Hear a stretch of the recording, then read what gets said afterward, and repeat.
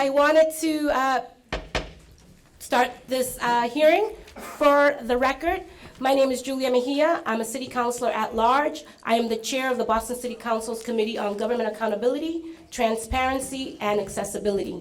This hearing is being recorded and rebroadcasted on Xfinity and RCN 83, Verizon 964, and will be streamed at a later date at boston.gov/city, the little hyphen, what's the one? Dash, city-council-tv. We will be taking public testimony at the end of this hearing. If you are interested in testifying with us here, please sign up at the sheet near the door. Public testimony must be limited to 2 minutes or less. And I'm going to give you a reminder, depending on how many people we have signed up for testimony will determine how much time you'll have to speak. So we'll adjust accordingly because at the end of the day, we need to be done by 8. So we're going to work really hard at making sure that we keep things moving, all right? Written, let me use this right here where I can see better. Written testimony may also be sent to the committee at ccc.gata@boston.gov or to the central staff liaison, Megan Kavanaugh, at megha.kavanagh. I'm really working hard here, y'all, at boston.gov. Please keep in mind that any submitted comments will be made as part of the record and available to all counselors. The subject of this hearing is Docket 1034 in order for a hearing on government accountability, transparency around the Clougherty pool closure in Charlestown. This matter was sponsored by myself and Counselor from D1, Counselor Coletta, and Counselor at Large, Ruthie Louis-Jean, and was referred to the committee on August the 31st. Before beginning the hearing, I'd like to address the location change for tonight's hearing. Tonight's hearing was originally scheduled to be held at Knights of Columbus in Charlestown. However, due to matters outside of our control, the initial location was no longer available. To follow through with the hearing, we had no other choice but to choose a new location. This information was communicated to the public via public notice and social media. All right, so we did our due diligence in making sure that folks who needed to know got the word out. So thank you all. You all made it. Seems like you got the information, so it's good to see you all here. Today I'm joined by my colleagues in order of arrival, Counselor Coletta, Counselor Mejia, Counselor Murphy, and Counselor Flaherty, and Counselor Louis-Jean. And we're going to start things off with our first panel. And we have the administrative panel. Yes, I'm trying to get right through it. I'm going to ask my lead sponsors if they have any opening remarks.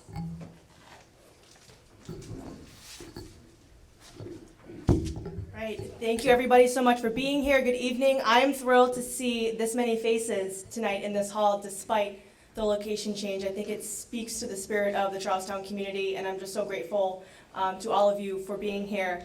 Again, my name is Gabriella Coletta. I'm proud to represent Charlestown on the Boston City Council, and I'm thrilled to be here in this literal sacred space for the first time to hold the City Council hearing through the Committee of Government, Transparency, and Accountability. I just want to give a special thanks and shout out to folks who helped put this together. So my original co-sponsors, Chair Julie Mejia, Counselor at Large Louis-Jean, as well as Counselor Murphy and Counselor Flaherty, all of whom have supported the community in this effort this entire time. So I want to be sure to give credit where credit is due and recognize them for being here. I also want to thank our state delegation, although they could not join us today, State Senator Sal DiDomenico and State Representative Dan Ryan for their continued support as well. I'm especially grateful to the Friends of the Clougherty Pool for their advocacy, and I know we honored them a little bit ahead of this, but I want to be sure to thank them again. This location change was such a challenge, and they rose to the occasion and pivoted and got it done, so I just want to give credit where credit is due to them as well again. It's honestly been a joy working with all of you on this issue, especially in my time, in my very short time as city councilor. This has been the biggest issue for me, quite honestly. But you all have been incredible in your advocacy and holding all of our feet to the fire and making sure that this pool remains a pool and it's open for future generations. And you all have made it loud and clear, the Clougherty pool is far too important to this 1 square mile to drastically change it or to close it completely. I've heard stories from folks that underscore this space as a mecca for making beautiful memories over the years. This was a place that you went to when you couldn't afford a vacation or didn't have the opportunity to go to summer camp. And it still serves that purpose to this day. This is what makes this iconic place so special to folks in Charlestown.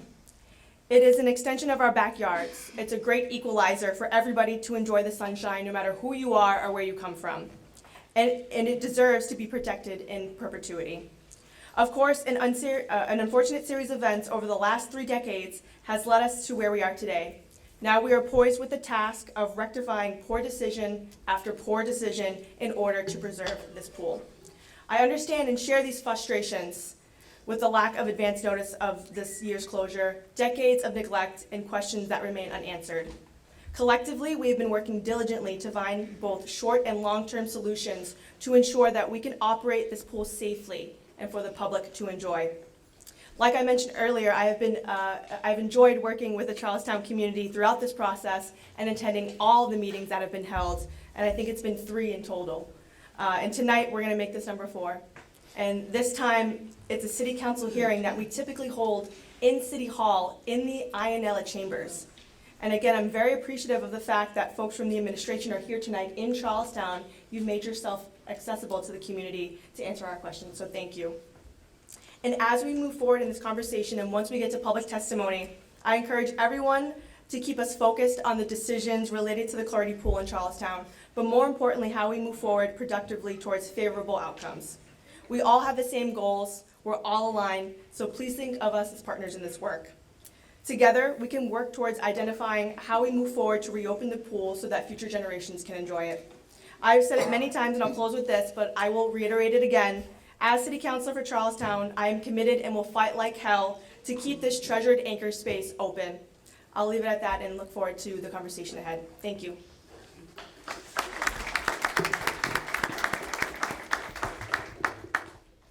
Good evening, everyone. My name is Ruth C. Louisienne. I'm an at-large city councilor, and I'm happy to be here tonight.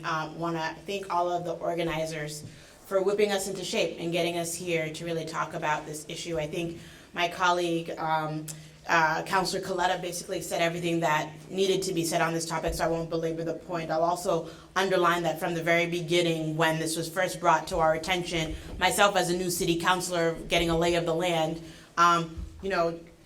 Councilor Coletta and I talked about, can we use ARPA funds, money that we're getting from the federal government, and invest it in Charlestown? So we've been thinking creatively from the very beginning about how we can help solve this issue. And so I know that, as Councilor Coletta stated, pools are not just about pools, they're about community, they're about gathering spaces. Had conversations this evening with folks who said how important the pool was to their recovery from different types of surgery to doing aerobics, and how important it is to many, Lois, to how important it is to so many generations of people and families. And we know that we need to protect and invest in our public infrastructure. So it has been a big point of frustration for so many of you, and for us, frankly, because sometimes government can seem too bureaucratic and we can't get the answers that we want. So I thank you for holding us all to task. I thank the administration for being here. I thank my colleagues for doing this work together, because what we're elected to do and what we're called to do is to solve problems. So I'm excited to solve this problem with all of you tonight. Thank you. Councilor Murphy, you now have the floor. Thank you, Chair. Hello, Charlestown. How are you tonight? It's great to see you all here, and thank you. I see many of the same faces who were at the first 3 community meetings, and because of all your advocacy and work, we're here now. Even though it feels a little bit like a community meeting where no, we're here as a city council hearing to now all that hard work you put in, we can get answers hopefully tonight that we can then leave this meeting tonight working to get that pool open. I do want to say, again, thank you to that table of women over there who I know have put in hundreds of hours and have been in communication and working alongside your community and neighbors, because you know it matters to everyone here in Charlestown that this pool is reopened and not just Band-Aids put on it, but that we fix it so that generations going forward can enjoy this pool. So I'm happy to be here, part of the conversation, part of the solution. And as you know, as an at-large counselor, it's all of our jobs as counselors to make sure that our city assets are taken care of. And this is an example where one of our treasured city assets that means so much to this community has not gotten the attention it really needed. So going forward, this is a great lesson for us to look at other city assets across neighborhoods all across the city to make sure that every community across the city has a pool like this, or has a community center, has a park that's there for families. We don't have to go into, again, the value that we know this pool means to all of you. Thank you for standing up in the past meetings and sharing how important it is to you. It's what brought us here, and I know it's keeping us as a council working hard. And just thank you to all of the administration who's here, who has been also working hard behind the scenes, never stopping, but here to give us some great answers. And thank you very much, Chair. Thank you, Councilor. Councilor Clougherty, you now have the floor. Thank you, Madam Chair. Thank you to my colleagues for their attention to detail on this, working with the residents of the community. Charlestown's a great neighborhood with great people. They deserve a great pool. I've worked closely with my colleagues, also have reached out to the mayor personally to let her know how important a state-of-the-art bells and whistles pool would be for this community. And I also made it perfectly clear to the administration that I would not be supporting the next capital budget unless I saw something significant for this community, respectfully in the vicinity of the $25 million range for a bells and whistles pool for this community, for your families, for your children. So I will work with my colleagues. It's great to see we've got some key administration leaders here this evening. I'm hopeful that we'll have some news to report, but in any event, I'm making it perfectly clear that I stand with this neighborhood. This neighborhood has always stood with me. I'm hearing you loud and clear that you want a brand-new, state-of-the-art pool for your families, for your children, for this neighborhood, and that's where I'm going to lay my eggs, and I'm going to make sure that it's in the capital if it's not already in it. Thank you very much. Thank you, Councilor Flaherty. And before I turn it over to our first panel, just wanted to actually seize this moment to recognize that we have such an amazing opportunity here to really show what is possible when community, the council, and the administration works together across our differences. And if we could do this right in Charlestown, we can create a blueprint for what it looks like on other issues that we're grappling with here in the city. So let's show what is possible. Let's bring our best selves into this space and assume best intentions as we continue to move forward in this hearing. And while we're allowing clapping because we're off-site, normally when we're in the City Hall chambers, there's no clapping, no booing, and no signs. So I just want to let you know that, because I have this here, and when y'all start acting up, I'm going to let you know about yourselves, okay? All right. So with that, I would love to start with our first panel. We have the administrative panel. We have Jose Masso, who's the Chief of Human Services, Marta Rivera, who is the Commissioner of the Boston Centers for Youth and Families, Chief Dion Irish, who's the Chief of Operations, Chief Financial Officer Ashley Guffenberger. Oh my God, and I'm Latina, and I said that right, okay. She is the City of Boston's Treasurer. And then we also have been joined by Carrie Griffin, who's the Director of Public Facilities. And I want to note that we had Edward McGuire slated to be here, who's the Director of Operations at the Boston Centers for Youth and Families. But his wife is right now having a baby. So let's send good vibes their way, okay? That's the only thing that kept him from being here, okay? All right, so let's start off with our first, with our panel. And Chief Masso, I'm gonna let you kind of lead us in the direction. You now have the floor. Thank you so much, Madam Chair. I appreciate it. Good evening, everyone. Councilor Mejia, Councilor Coletta, Councilor Louise Jen, Councilor Murphy and Councilor Flaherty. It is a pleasure to be here this evening. As Councilor Mejia had stated, my name is Jose Masso. I am the Chief of Human Services for the City of Boston. I'm joined today by my colleagues, Marta Rivera, who is the Commissioner of the Boston Center's Youth and Families and is on hand to help answer any questions. I'm also joined by Dion Irish, the city's Chief of Operations, and Ashley Grofenberger, the city's Chief Financial Officer. I will lead off with a couple of very quick statements to get us started, and then we'll hand off to Chief Irish, who will share an update from the facilities team. First, I would like to commend the organizers, the Friends of the Clougherty Pool, especially Aaron and Kelly, who have again brought us all together tonight to talk about the future of the Clougherty Pool. From the beginning, they have been very effective in galvanizing community support for the pool, and we are grateful to see this level of engagement on an issue that is clearly important to many in your community. Second, I would like to say that the decision to close the pool was my decision, and that it was not an easy decision to make. I will reiterate that the decision was made based on serious safety concerns that I stand by. Because it was made in the interest of ensuring the safety of our employees, our patrons, and the surrounding community. I want to reinforce that this situation could have been very similar to the situation with the light poles in the seaport, where there was evidence of a dangerous situation and a lack of decisive action to prevent injury. I know this was a difficult summer to have the pool closed, but I would much rather accept blame for that than an injury, death, or property damage. Finally, I want to take this opportunity to reassure this crowd that we have no intention of moving forward with the community center at the Clougherty Pool site. We have heard loud and clear from the neighborhood that the Clougherty Pool site is not a good place for a new standalone community center. And I can promise you tonight that we will honor that community input by removing the Clougherty Pool site from consideration from the siting process.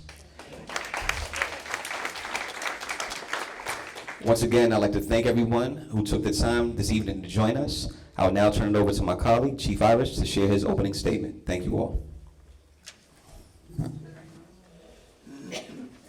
Thanks, Chief Masso. Thanks, Chairwoman Mejia, and all the members of the City Council. Good evening, Charlestown. I know there's been a lot of thank yous for us being here tonight, but actually you don't have to thank us. I want to thank you for bringing us out in the neighborhood. This actually aligns with the mayor's priority for us to take City Hall out of City Hall. And it's been 27 years in the city for me, and I started off at inspection services as a housing inspector. And I'm proud to say my first district was Charlestown. So we've been serving Charlestown for a long time, so very happy to be here tonight. And we know that the Clougherty Pool is a beloved institution. We know it's not just a pool. This is a place that makes community. And we're eager to be a part of the solution to work together with all of our partners. As my colleague Chief Masso mentioned, we regret that it's not possible to open the Clougherty Pool for the summer of 2023.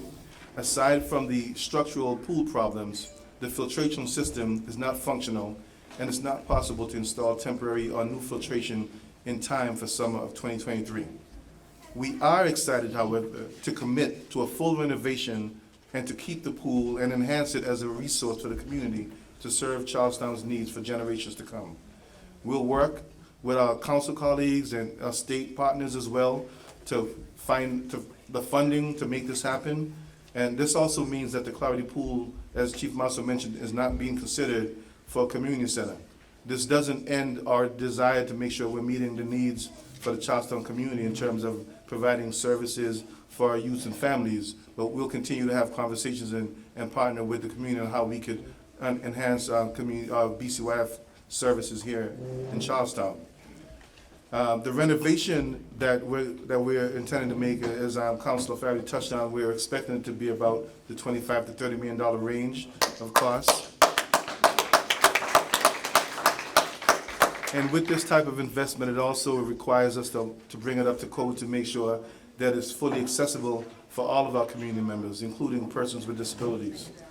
This full renovation will now prevent the need for intermittent repair on projects and will ensure that the pool is available to our community members.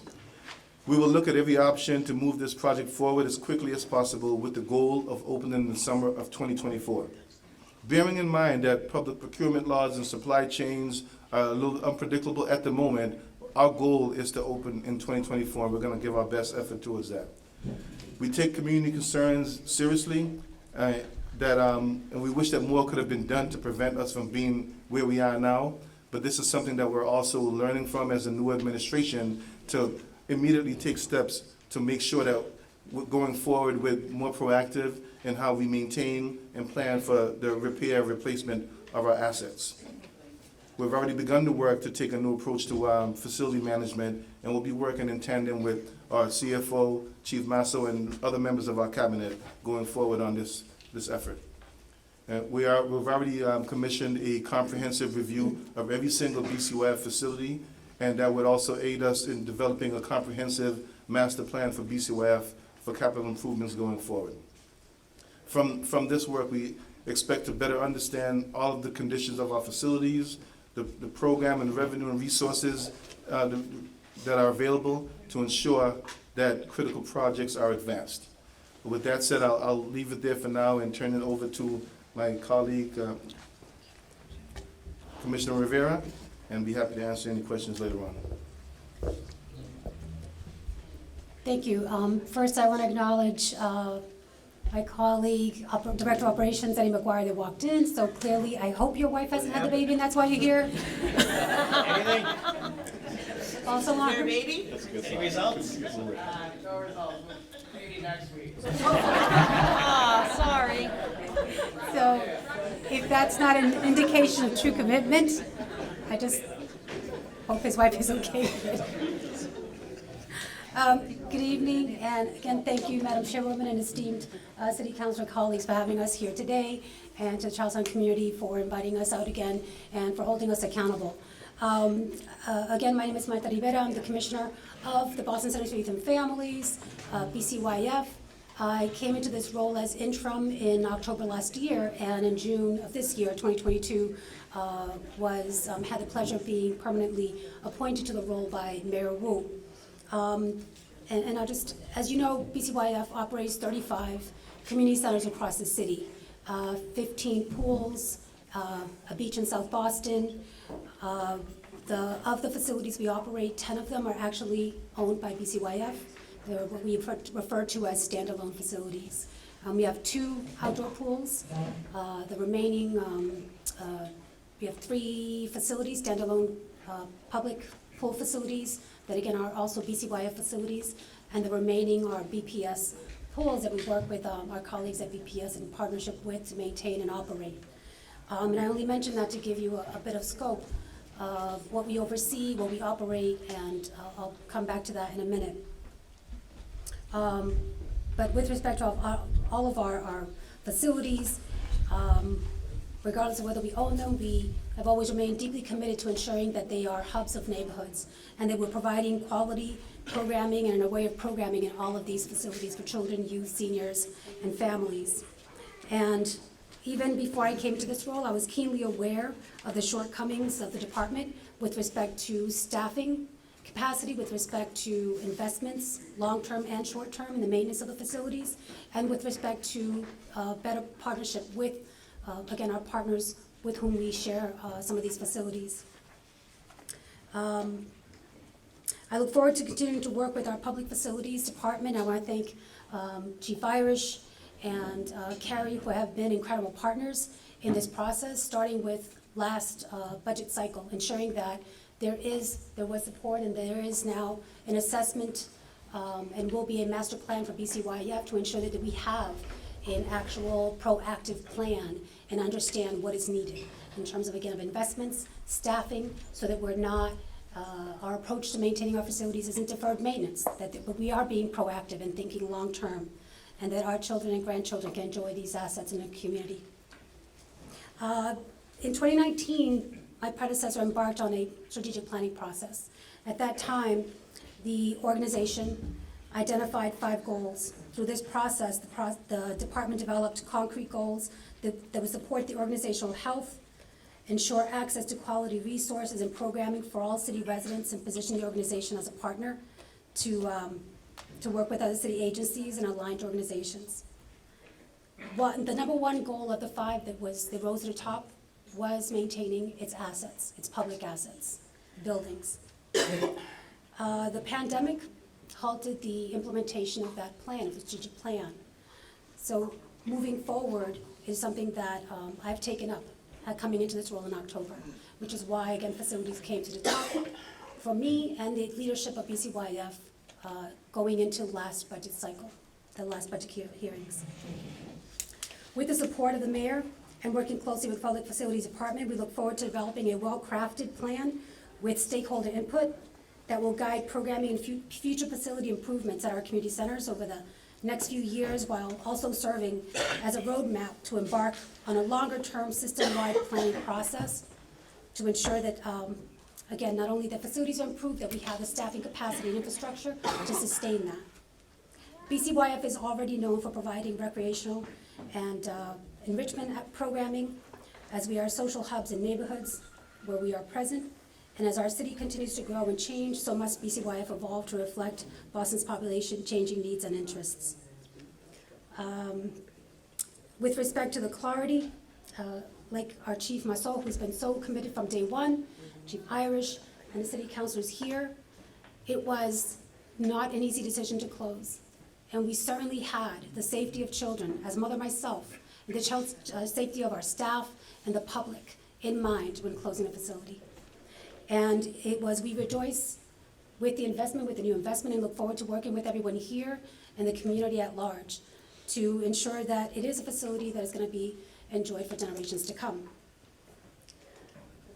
As commissioner, I aim to position BCYF facilities to be viable, accessible places where innovation meets excellence and augments the mayor's vision of strengthening communities and inclusive engagement. So I hope that today's news in some way demonstrates to you all our commitment and our passion to working with the community, and not, that, as stated earlier, that we're not on opposing sides. Thank you.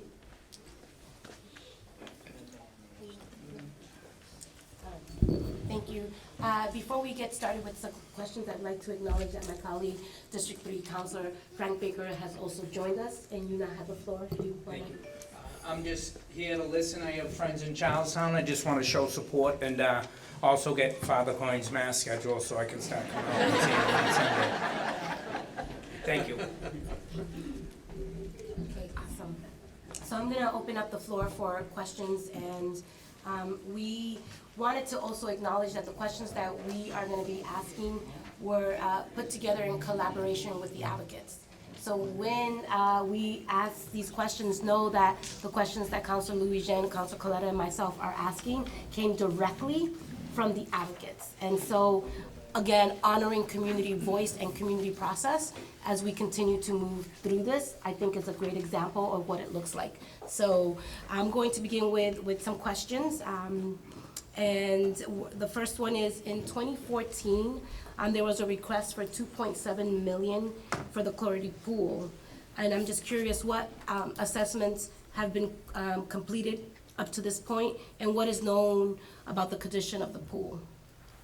And that could be for anyone who has any insight around that. If you do, and if you don't, it's all good, because you probably weren't here at that time. No, so we have 3 assessments that were completed, all of which have been shared with this group, as well as they're posted on the website. When you click on the pool, all of those have been posted. And the 2 more recent ones were one in April, and then July.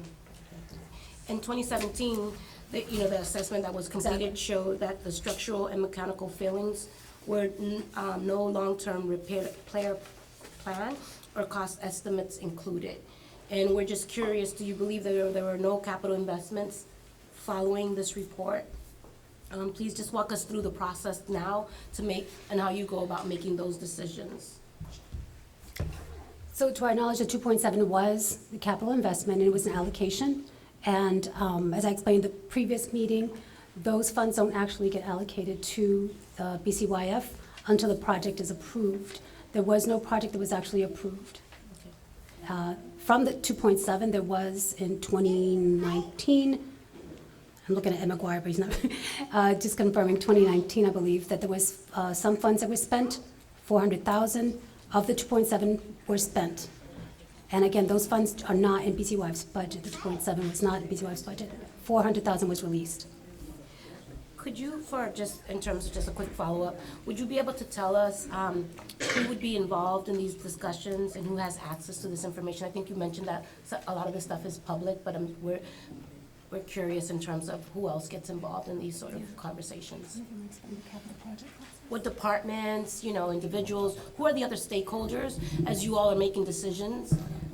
Like, help us understand the process. The process as to when things are in the capital plan, how they get assigned. Yes, I can speak to currently how it happens. I can't speak to the past because I just don't know. Let's stay right here in the present, because that's what matters.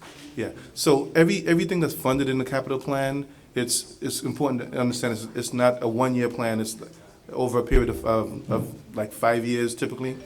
And projects are assigned based on the availability of staff to assign those projects and the completion of other projects that are already in the pipeline. And from time to time, we do have emergency projects that emerge. For example, the Clougherty Pool is a project that will now need to be assigned that wasn't originally a part of the capital plan.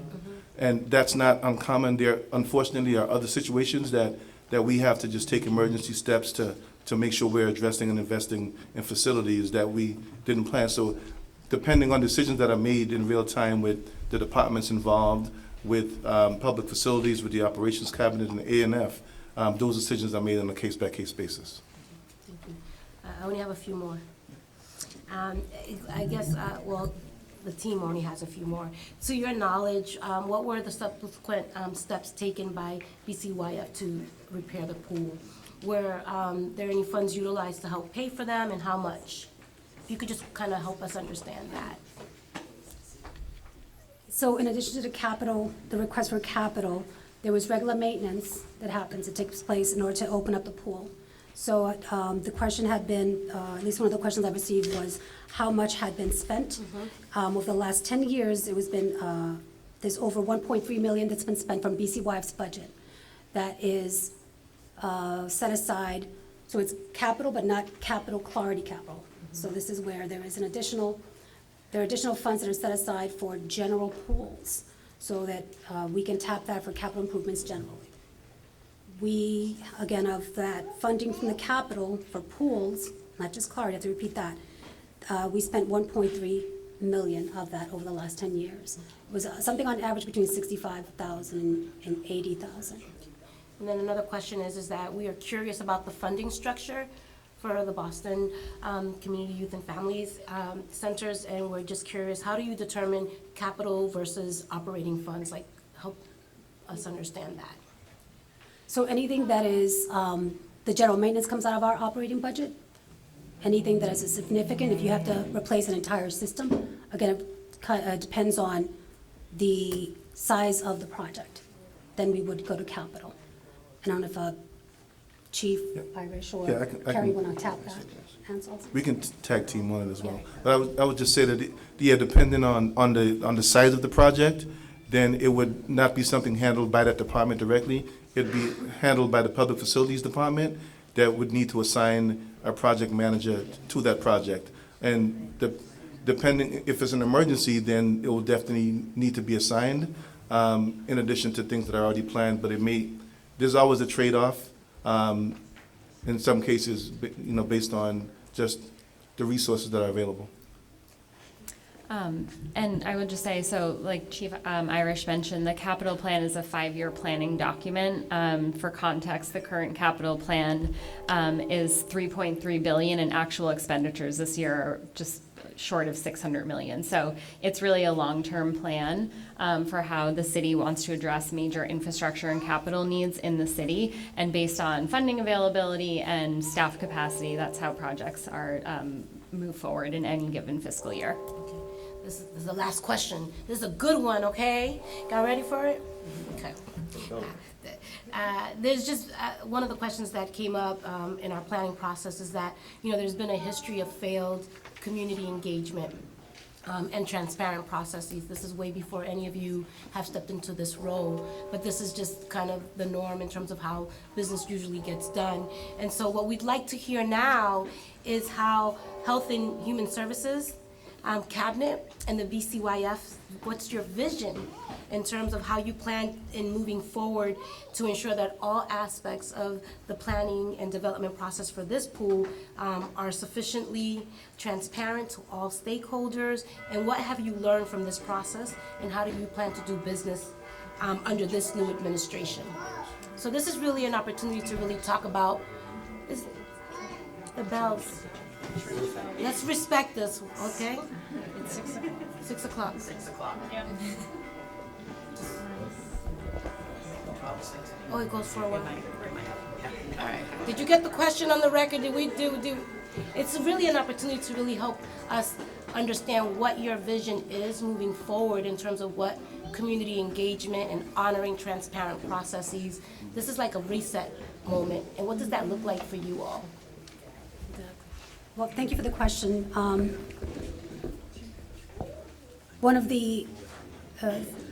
We're pleased that one of the things that is happening across the city in areas that are needed is these siting studies to identify standalone facilities so that we're able to operate facilities sun up to sundown, and to be able to tailor the programming within those community centers to the needs of the community. And through that process, we've been able to engage different audiences, different people that hadn't been engaged in these meetings in the past. And I've been to a lot of different meetings around development projects, so it's been exciting to see. Some of the lessons learned here, to your point, Councilor Mejia, is that we do need a reset, and we're committed to doing that and working with groups like this. We have, again, the Clougherty has been pulled as one of the sites for the community center, and moving forward, we are willing to if we have to reset that process, push it back, and just be in the space with this group. I heard loud and clear that there were concerns about the CAC. I wasn't involved at that time, but again, happy to sit with the community, and I might get kicked on the table, but I don't think I speak out of turn when I say that we have to reset that process as well. If the community is not happy with what's been decided, even after the Clougherty has been pulled as a site, we can always, come up with new options and pull together a new CAC. Do you guys hear that? There's a commitment to really honor community voice, right? So we really do. This is your center. Yeah. This is your community center. Yeah. There is no agenda to come in with a particular type of program or a particular site. This is your community center. Yeah. So I just add that just broadly, like the way that we conduct community engagement for projects like this, we work along with the Office of Neighborhood Services, the departments involved. Typically, it's a public facilities project, they're involved as well. For example, with the community center siting study, there was a community advisory council formed with, I think there were 2 members there from the local BCYF staff. There were members, teens, folks from different demographics that used that site. Also, folks who have good standing in the community in Charlestown, just to get a good cross-section of folks on that CAC. That, in addition to having community engagement opportunities, that's broadly how we look at community engagement. I think with things like the pool project going forward, we like to see like robust engagement in every aspect of it. In design, we want input from all demographics, so that at the end of the day, it's something that when we're at a ribbon cutting, we want the entire Charlestown community to be out and to be proud of what we've all accomplished together. And I'll just add, Councilor, thank you for asking the question. So for Human Services, the vision is to meet people where they are, right? And so that is the approach that we take. And as we go about this process, I think overall, as Chief Irish had shared, a overall facilities assessment for all of our community centers, I think starting in that place, take an equitable process of how it is that we go about deciding, what gets worked on first, et cetera, and having the groundwork to be able to move forward. Additionally, being able to work with community, the commitment has been there from the beginning. As was shared by my colleagues, this is your space, this is your community center, this is your pool. And so we really want to ensure that as we work closely with you all, that we hear everything that the community is sharing. I'm thankful for the organizers to be able to, in addition to the 4 meetings, including this one that we've had, to be able to set time aside to meet with me directly and talk about, what their concerns were, what their views and perspectives are, and what their hopes were as well. And so, although I've only been at 3 out of 4, I think the side meetings will get me over the 75%. So I'm thankful for that. I'm definitely looking forward to not only working closely with the Charlestown community and our cabinet, in our departments within our cabinet, working closely with this community, but other communities throughout the city of Boston as well. So that is the overall vision of ensuring that voices are heard and that we are listening. Okay, I wanted, just quickly wanted to acknowledge, as Chief Irish mentioned, the Office of Neighborhood Services, that we've been working closely along with the A-Strong Commission as well as the Disabilities Commission on our siting studies and ensuring that, again, there's no community left behind, but also that as we, even though we're not in the design process, we're far from it, maybe a year or so, that as we even look to engage the entire community, how we communicate, the spaces we're meeting in, that they are also lending their lens and they're engaging their constituencies. Thank you. And I'm going to now ask my co-sponsor, Councilor Clougherty. You now have the floor. Thank you, Chair Mejia. Thank you, Chair Mejia. And I do just want to provide a quick comments before jumping back into our regularly scheduled questioning that we had pre-screened with the community. Just to say thank you for taking the community center off the table for this site. That was something that everybody fought for in this room, so please give yourselves a round of applause. That's a huge moment, and I think I also need to underscore just how transformative, I think that got lost in the testimony, how transformative the commitment to come up with $25 to $30 million is a huge investment in this community. It is a huge investment, and that is something that we'll see in a generation. And so that also speaks to the hard work of those in this room, right? And that is also a moment to celebrate. So let's celebrate, guys. Let's celebrate. Of course. I mean, it's not lost on me that the ask was to make sure that this pool is open next year, right? That was the ask. And the timeline from what I could hear is 2024. And as much as it's going to hurt not having this pool open next year, the fact that we're getting an incredible pool for future generations to use is a good thing. It is a good thing. However, I do want to make sure that walking back from summer 2024, when we're opening this thing, it is the ribbon cutting. What is the timeline moving forward? When is the groundbreaking? What are all other steps necessary to take before and after to stay on track to summer 2024? And then also, can you speak to the decision that you weighed, right, to either open up something short-term or something in the long term? Can you speak to that? So I'll start with the last part. We worked tremendously hard. I have to give Commissioner Rivera and her team a lot of credit, and Kerry Griffin and Public Facilities Department. They have been hard at work for the past months trying to find a way that we could confidently say that we could open the pool for next summer. The cost, the work that would need to be done, the supply chain, delivery times, does not provide us with the confidence to say that we can do that. And we know that we need to make significant investments in this pool. So I think that time and effort is best spent on getting to work right away on the long-term innovations that gives us an opportunity to actually make 2024 possible.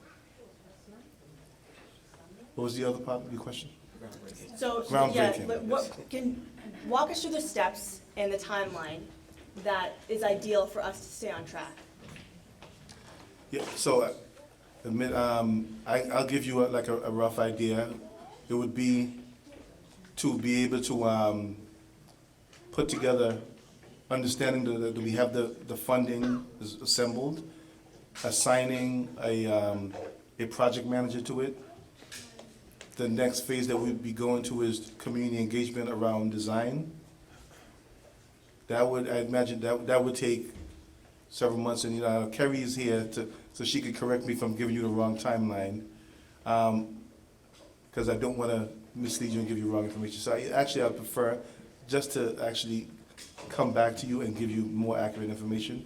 But I know based on our analysis that if we were to get to this quickly, that we could accomplish 2024, given if there are any additional supply chain issues issues that are beyond our control. Can you also talk, there was a comment about accessibility and making sure that this pool is accessible to everybody, no matter if you're in a wheelchair or any other accommodations. What is that chunk of funds that needs to be allocated to make that a reality? Is that a majority of why this is such a high number of 25 to 30 million? No, that is not a majority of why. It is certainly a part of it, but it hasn't been broken out to say what costs are just associated with accessibility. But we know now that there's grading issues. We also have a second floor bathroom. There's no elevator to that bathroom, so there are issues like that. Elevators are expensive, and the lead time for those are pretty high right now.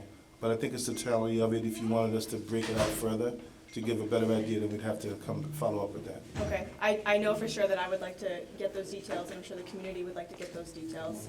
So we'll be sure to follow up through the committee You and want be the sure cost to disperse breakdown it and which to- costs are associated with accessibility. Great, thank you.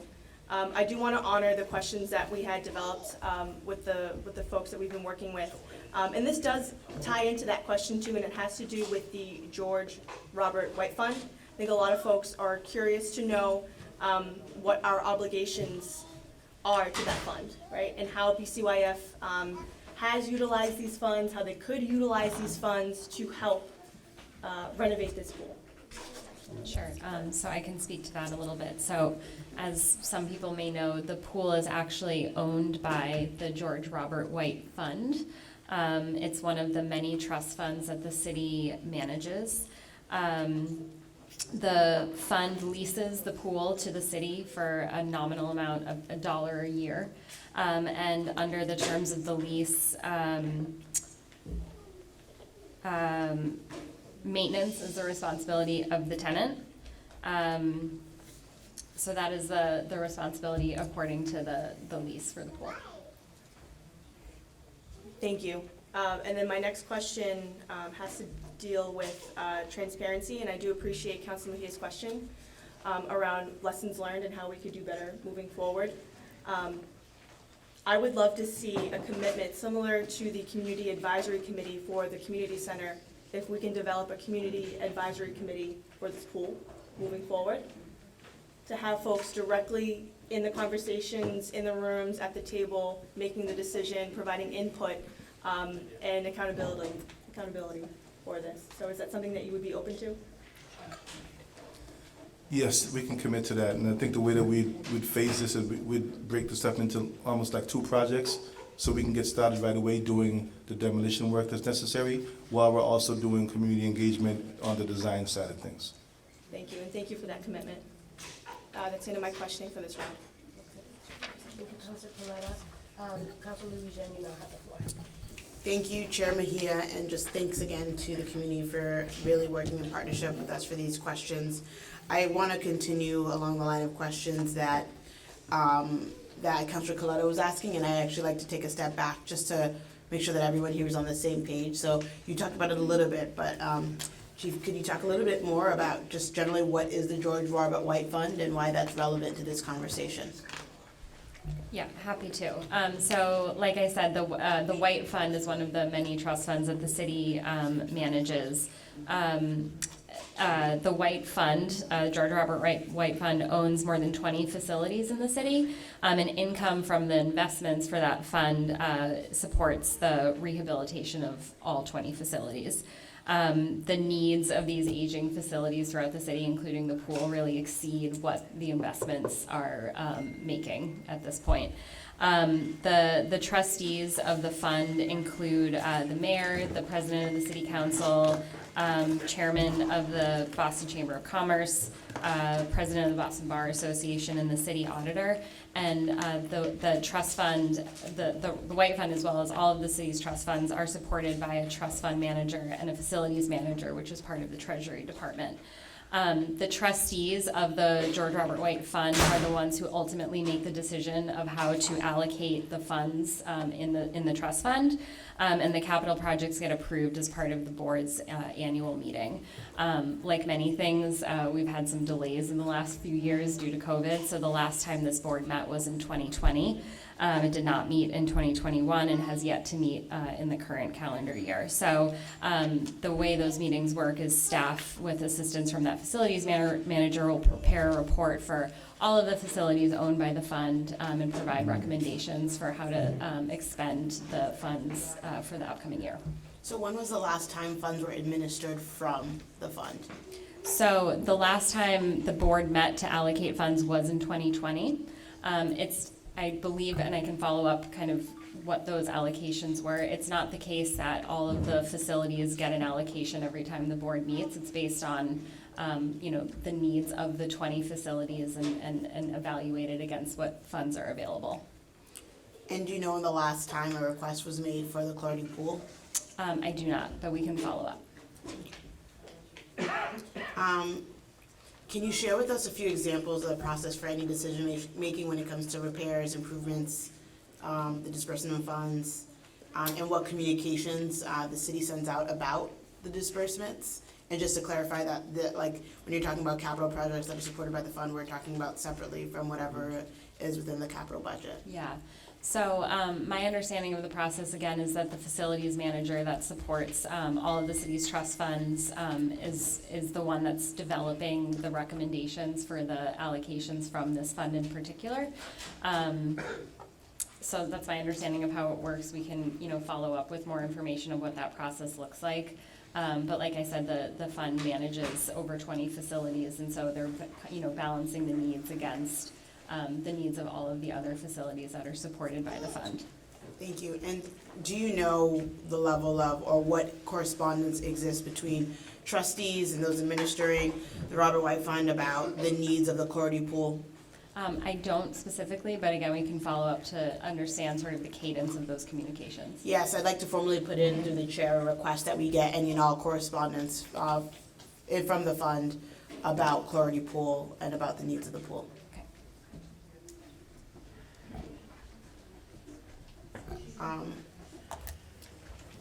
And then part of the issue is that obviously there's been a deep disinvestment in maintenance of this pool. How are we maintaining, or how are we able to assess what the value of the pool is currently if we haven't been doing sort of that work of knowing what the maintenance repairs are, or ensuring that the trust is properly administering the pool? Your question is, how do we understand the current value of the pool? Yeah. I don't know if I have a good answer to that in this moment.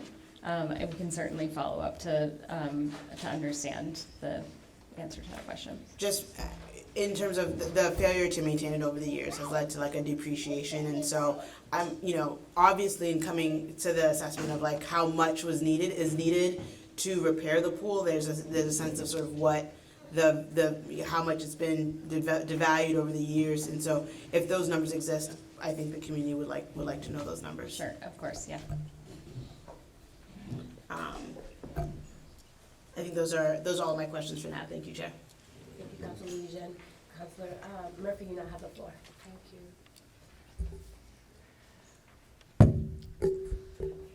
Yes, do we know if the lease for the George White Fund is going to be renewed in 2024? So, like you said, the lease currently runs through November 2024. I believe that would be a decision for the Board of Trustees to extend the lease. Have we thought about then what could happen if we invest $30 million and then they don't allow us to keep the land lease, and what legally we have to do at that point? Do we lose our investment because they technically own the land? So we have been talking to our bond counsel to understand since it is not an asset we own, are we able to issue bonds to fix it? we believe that we can. And that we can fix it. So obviously then, that begs the question of the lease relationship with the pool. I think it would be, not to speak for the fund, I think it would be in the fund, the George Robert White Fund's best interest to extend that lease with the city. But again, I believe that would be a decision for the Board of Trustees. Okay. So we're not sure.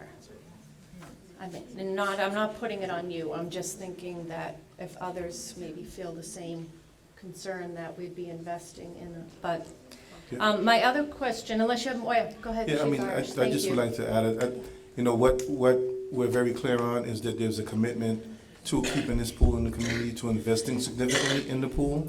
I understand that there will be a decision that would need to be made like 2 years from now by the board. We just can't speak to that because we can't. But I think that the commitment can't be questioned, that we want this pool to be here for generations. Yeah, no, absolutely.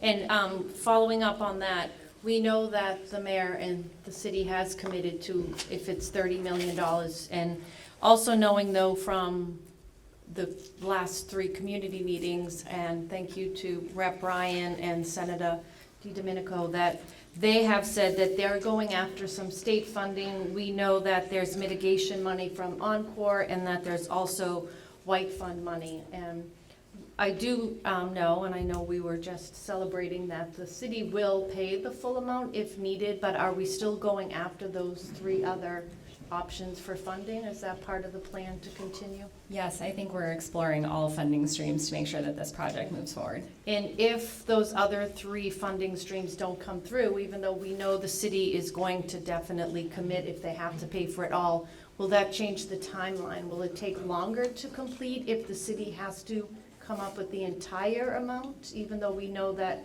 it will be done eventually? I don't expect that would impact the timeline just from the financing perspective, but I would defer to my colleagues on the actual project delivery. But I don't expect the financing would impact the timeline. Awesome, okay, that's good to know. Yeah, I don't expect that it will either, because we certainly wouldn't need that much money to get started. For this fiscal year, it would be much less than that. When we get to next fiscal year, we need more, but that would give us more time just to make sure that we had the funding available. Thank you, Chair. Thank you. Thank you, Councilor Murphy. Councilor Clougherty, you now have the floor. Thank you, Madam Chair. My wife was the lifeguard at the Clougherty back in '88 when they had gone through the extensive renovations. That was 34 years ago. And so I'll have to say that this is long overdue, so I don't want to belabor that point. I'm also from the Old Harbor Project, so I know a good deal when I hear a good deal, so I appreciate the commitment of Mayor Wu and this team from the administration. That's very appreciative here, but also want to underscore the most important question of the evening was my colleague, Councilor Aaron Murphy, a few moments ago with respect to that land lease. So we know the commitment is there, we appreciate that. We need to collectively find out whether or not we can get that land lease extended into the future. And so it's good enough, it's not good enough that we're getting the 25 to 30 to get it done, particularly if we're going to lose sort of the terra firma underneath of it. So that's an important issue that we collectively need to address probably sooner rather than later with the Board of Trustees to get a commitment out of them. So they almost going to have to work on parallel tracks, if you will. So that said, I appreciate everyone's time and attention here. This was a community-led effort, so everyone here should be very proud of themselves for their advocacy, and hopefully we can get this ironed out and get folks back in that pool as soon as possible, and clearly by summer of 2024. Thank you all. Thank you, Madam Chair. Thank you, Madam Chair. I'll be brief. Councilor Coletta, thank you for allowing me in your district here tonight. Chief, thank you for coming out, Dion, Marta, and I'm not sure what your name is. I'm sorry. Ashley Grafenberger. Ashley, nice to meet you. So it sounds like the commitment's there. Dion, so this isn't gonna be your typical sort of capital. So my experience with capital planning would be feasibility, then design, then okay, now we're gonna budget it out and over to Kerry for getting the contractor, that sort of stuff. How much of that is done? Like, so is this isn't an atypical straight capital thing because we have the White Fund in the middle there. Like, so how far along would you say we are? Is the design there, and sorry to come flying in the middle and, No, that's fine. No, this is not typical. It helps that this is not a building, it's a pool. yeah. So it certainly helps us. The mayor is as committed as everyone else here to have that pool open. So this would be something that will go straight to being assigned, straight to developing a project to get the demolition underway while we're doing design and engaging the community around design. So it sounds like it is fast-tracked, and so it's gonna be commitments from the administration, which are there, obviously, thank you for that. So I think the next thing is, in Council, I almost called you Murphy. Oh, sorry. Council Flaherty touched on, it's going to be driven by community and representatives to make sure. So it's our job now to make sure that you guys are on schedule and to just, like, we're trying to get an answer out of you. When is this gonna happen back? And in this day, in this time, with all the things that are going on, if I were you, I wouldn't say when ribbon cutting is gonna be, because with all the issues that are having, labor and trying to just get materials, so. But I think the important ingredients are there, the commitment from the mayor first, and then commitment in, let's keep an eye on the prize, let's fund it though, is the second big commitment. So that's what I think our job will be, to make sure the funding is there when it's in front of us next year at our budget, to make sure that we're all kind of squeezing those levers. But thank you guys for coming out tonight. George Robert, the White Fund, how did it come to be? Just quick, like, is it downtown money? Why is it in existence? Overall good? Okay, so quick history lesson, Yeah. which I just got today. So the George Robert White Fund was established in 1923 to provide works of public utility to the residents of Boston. Basically, George Robert White was a wealthy man. He left a gift of $5.5 million to the city to purchase and maintain works of public beauty. And so they initially purchased a number of health centers in the city, as well as some community centers, the pool. And so this is a philanthropic gift that was given to the city back in the early 19th or 20th century. So they give the gift, and I know you talked about it, there's also capital dollars available there through Georgia, and it's the same as the Brown Fund and... Yeah, so it's the investments, the returns on the investments fund the rehabilitation of the 20 facilities that are owned by the fund. So they fund, what do they fund in this pool? So they gave the community the pool, but there's money there every year for operations, or what is it? So it's there's money available, again, depending on the success of the fund and the investments that it returns to rehab the facilities.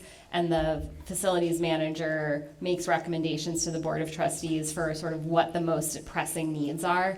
There are many, old facilities that are owned by the fund, and some of the needs of all of 20 facilities exceed the funds available within the trust fund. And so I think that's the real issue, where the George Robert White Fund couldn't do the Clougherty pool. There's not enough money to do that and maintain the other facilities in its portfolio. So the other facilities, are they also city asset? Well, city.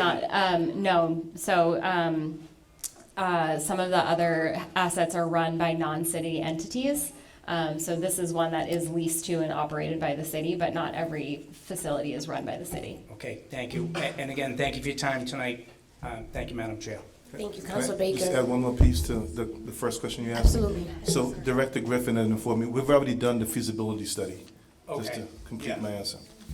Thank you. Thank you, Councilor Baker. There is another trust factor here, right? It's building trust in community. And while it's not the trust fund that we're talking about, I think that I think this is the moment that we all have here been waiting for, is whether or not we can trust that this situation is going to unfold the way that we are hoping for. And I know that trust is really difficult to have. I know how difficult it is to trust in processes that have often felt like have failed us. But we're asking you all to trust in the process, because now this is about the accountability piece, and our colleagues are asking questions that are being put on the record. The administration is making a commitment to work alongside with community. So this is really about resetting and learning how to trust, even though we have reservations, right? So I just believe that this is the moment that I think calls for all of us to really lean into that. And then the last piece that I want to uplift, and I think it's really important from an organizing standpoint, is that yes, the trust fund, the board of trustees are the ones that are going to be making decisions in 2 years from now, but we don't have to wait 2 years from now to ask and get on them, right? We need to figure out, like, how can you all start advocating and reaching out and figuring out how do we get ahead of that, right? It's 2 years from now, but if we start organizing now and asking questions and advocating, then you can get ahead of that so that you're not then 2 years from now hoping and wishing and praying that you would have done something then. So let's get ahead of that. And this is an opportunity to seize that moment and really and get some of those questions in terms of the lease situation, right? So that way we're all clear about what the pathway is to this victory. So I just want to offer that as we start thinking about, how we move forward. So I am going to ask my colleagues if they have any second round of questions. I also want to be mindful of that it's 6:30 and we do have the community panel and we still have to have our public testimony. So wanted to honor that time and ask my colleagues if you have any further questions. We're good? Do we have any follow-up questions? Yes. We have a lawyer in the family and the lawyer has extra questions. So. Well, no, I just want to make it clear, right? This is my question directed to the administration and to clarify. So the fund owns the pool. The fund has 5 trustees. 3 of those trustees are government officials. So we're talking about, will the fund renew the lease? Well, we're talking in a way they're separate, but we're also talking about, will the city renew this lease? Because we're talking about the mayor, we're talking about the president of the city council, we're talking about the city auditor, right? Those are 3 government officials, 2 of whom are elected. And we have the president of the Boston Bar Association, the president of the Boston Chamber of Commerce, right? 2 minority, to make decisions about the trust, is it just simple majority that makes decisions on how to administer the funds? I actually don't know the rules. Well, assuming that it is simple majority, it takes 3 out of 5. Yeah, And 3 out of 5 are city officials, right? So it's up to the people in this room, it's up to us to apply that pressure to make sure that the lease will be renewed. But I just want to make sure that, yes, we are identifying the fund as a separate entity that owns the pool, but it's not like this completely amorphous private entity over which we have no control or which the mayor has no control. So I just wanted to make that very clear, right? Okay, thank you. That was a great question to get on the record and also to help share information. So you have a lot more power. Make sure that you use it accordingly. So I just want to thank the administration. We're going to move on to our second panel, but can we give it up to the administration, y'all? Thank you. Thank you, thank you, thank you. We're going to do a little quick transition where y'all going to have to get up and let other people sit in these seats. So we're going to ask our community panelists. I feel like Oprah right now, right? We're having fun. We're here. We're all here. Okay. I'm going to ask our community panelists to please make their way to the front stage.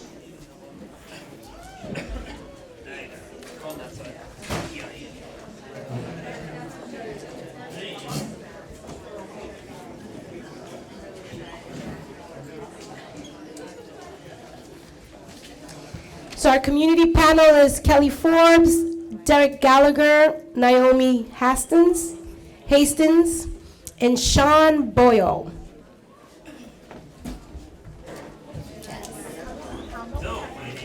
We'll do a quick little reset. I understand that you might think this is a transition, that you're at a play and this is an opportunity for you to have intermission, but that is not the case. I'm going to ask everyone to refocus.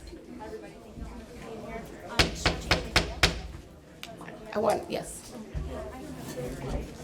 Phil White. Phil Wright. And from the Charlestown Residents Alliance in the building, too, who will be joining our community panel. Thank you. All right. Hey, it's good to see you. Okay. All right. You guys ready? We're gonna reset and start off with our community panel. All right. So we're gonna start things off with our good friend Kelly. Thank you, Counselor. First, I would like to thank everybody for coming out again tonight. I know it's been a really long process, but the group is really grateful to every one of you, and we're especially thankful for our counselors in the administration for being here with us Okay, tonight. hold on 1 second. I'm sorry, Chief Irish. I'm gonna start calling people names out by name. Chief Irish, yes, I do that. I'm the call-out queen. I will let you know about yourself. Okay, please. I want to make sure that everyone is being heard, Kelly, and so I'm gonna give a moment for everyone to reset. And thank you, and I want you to get your undivided attention. So why don't we start from the get-go? Okay, again, thank you to our counselors and to the administration for being here tonight, and to all of you for coming out.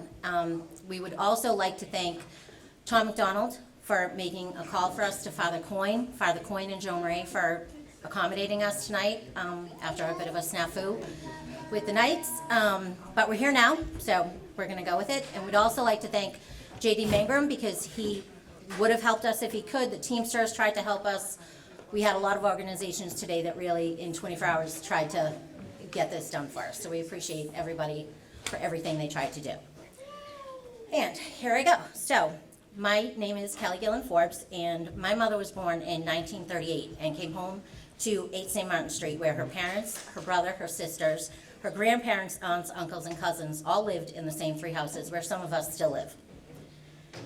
They settled there, and we've lived there ever since. She and her family watched this pool open when she was 11 years old. From the day it opened, the pool and the park that it's in has been the centerpieces of my family's summers. My parents had 6 kids beginning in 1960 at 8 St. Martin Street. Some of us still live here, much as they'd like to get rid of us. My mom and her family swam in this pool. Myself and my 5 siblings, nieces, nephews, and now my 6-year-old twins swam in this pool. There were no summer homes for us to go to. The bunker was our summer.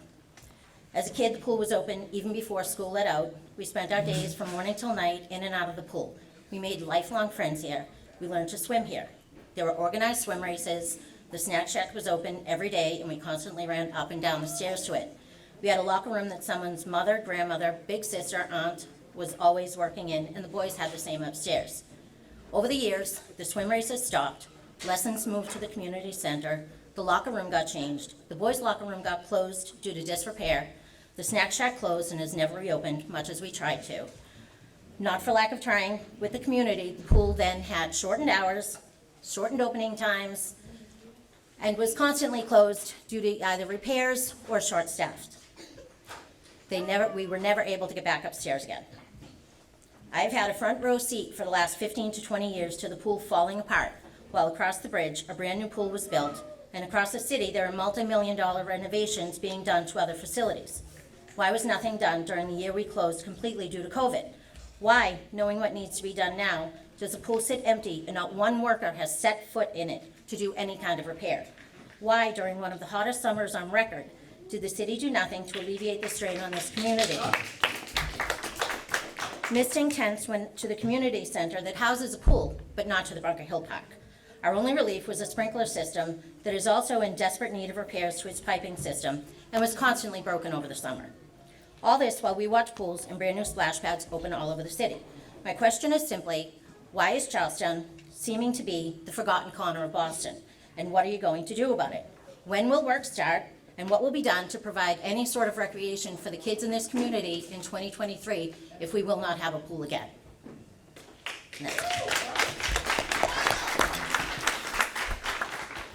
Thank you, Kelly. Derek's like, oh, I gotta go after that? Yes, you do. Derek, you now have the floor. Thank you. I was really hoping to get to that pulpit, which I swear I probably did a responsorial psalm for Father Mahoney 40 years ago when I was an altar boy. No, thank you everyone for coming out tonight. I want to thank the city councilors. I thank the city coming out. Fantastic news that we heard. When this all went down, I heard about it from someone who has a large budget, who has their own large pool. A pool is one thing that you just can't keep on putting Band-Aids on. Eventually it's gonna go. And at some point, I know it's not this city council or this mayor or whatnot, but at some point decisions were made 10, 15, 20, 25 years ago that we ended up at this point. I'm glad to hear that we're gonna put an investment into it, because as executive director of the Charlestown Boys and Girls Club, as someone that lives here, someone that grew up in this pool, it's probably one of the most diverse spots in the city of Boston during the summer. If you were to walk up there and look around, it's probably the most diverse spot that you will find. As someone who went there as a kid, Gabriella, I heard you talk about it was kind of, if you didn't go away, that's what you did, and that's what I did. I spent my mornings and afternoons at summer camp, and then afterwards, I went up to the pool until the lights come on and I had to go home, and that was my weekends too. I think it's just 2022, we're at a point too where I'm big, and anyone who knows me, I'm big in the sense of community. I'm big on having people know each other, get along, love each other. In that pool, if it isn't there, we lose that. We lose our sense of community. So I am glad that we're gonna put a huge investment into it. I know everybody in this room, myself personally, the families that I'm representing are gonna be very thankful for it. And we'll move on. So hopefully in 2 years, we're cutting a ribbon and having a great new facility. So thank you everyone for coming. Go Bruins.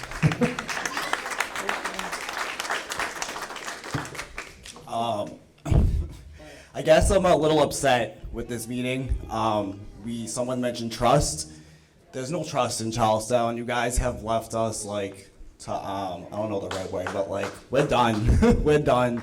Honestly, I would say we should de-annex from the city of Boston. That's how bad we've been treated, you know? I do want to say that like this past summer, we've had no Eden Street Park, we've had no pool. The North End Bridge is atrocious. It's a disaster. Sullivan Square is a disaster. All these things we've been promised, we never receive. So the fact that there isn't a lease renewed, I don't think that we'll have a pool. That's just me. That's just me saying that. And I'm sad. I grew up going to that pool. My family's from the projects. We moved to Mishawam. I went there like every summer, you know. Paula Supri and her family would give us like welly lunches, you know. That was my lunch. And it's sad. This community has 3 housing developments. It's one of the most diverse and economically diverse neighborhoods in the city of Boston. And we pay the highest tax dollars, and this is how you guys treat us. We can't even get a pool, and not until 2024. So what are the kids in the projects? Mind you, the projects, a ton of families have just been displaced, and that there's been no transparency with the community about that too. So this whole transparency thing is pretty funny to me. I don't see any transparency from the city of Boston, and I'm not hopeful with this, especially if there's not been a lease. I'm very sketchy with what's going on with the YMCA, and you know, this church too. Like I look at like what's happening, I'm trying to like see the future, and I see a massive land sale to developers is what I see. You know, if you want me to be honest and transparent with you, I don't trust that we're gonna get a pool. We also we wanted the pool fixed, and what we got at the last meeting was a huge like plan of development with no community input of like what we wanted, and then it cost $30 million. You didn't even ask us what we wanted to do in that pool. We got this huge like new redesign, you know? So like, there you go, breaking our trust again. You want like community engagement and you want transparency, and what I saw from the last meeting, that's not, like you say you're listening to us. Are you really listening? Because like that's not what we asked for. We just wanted the pool fixed. Thank you. Thank you for that. I'll start off before I read my little speech I prepared, just thanking you all for coming tonight. And some of what I say in my speech, I guess the questions have been answered. I would,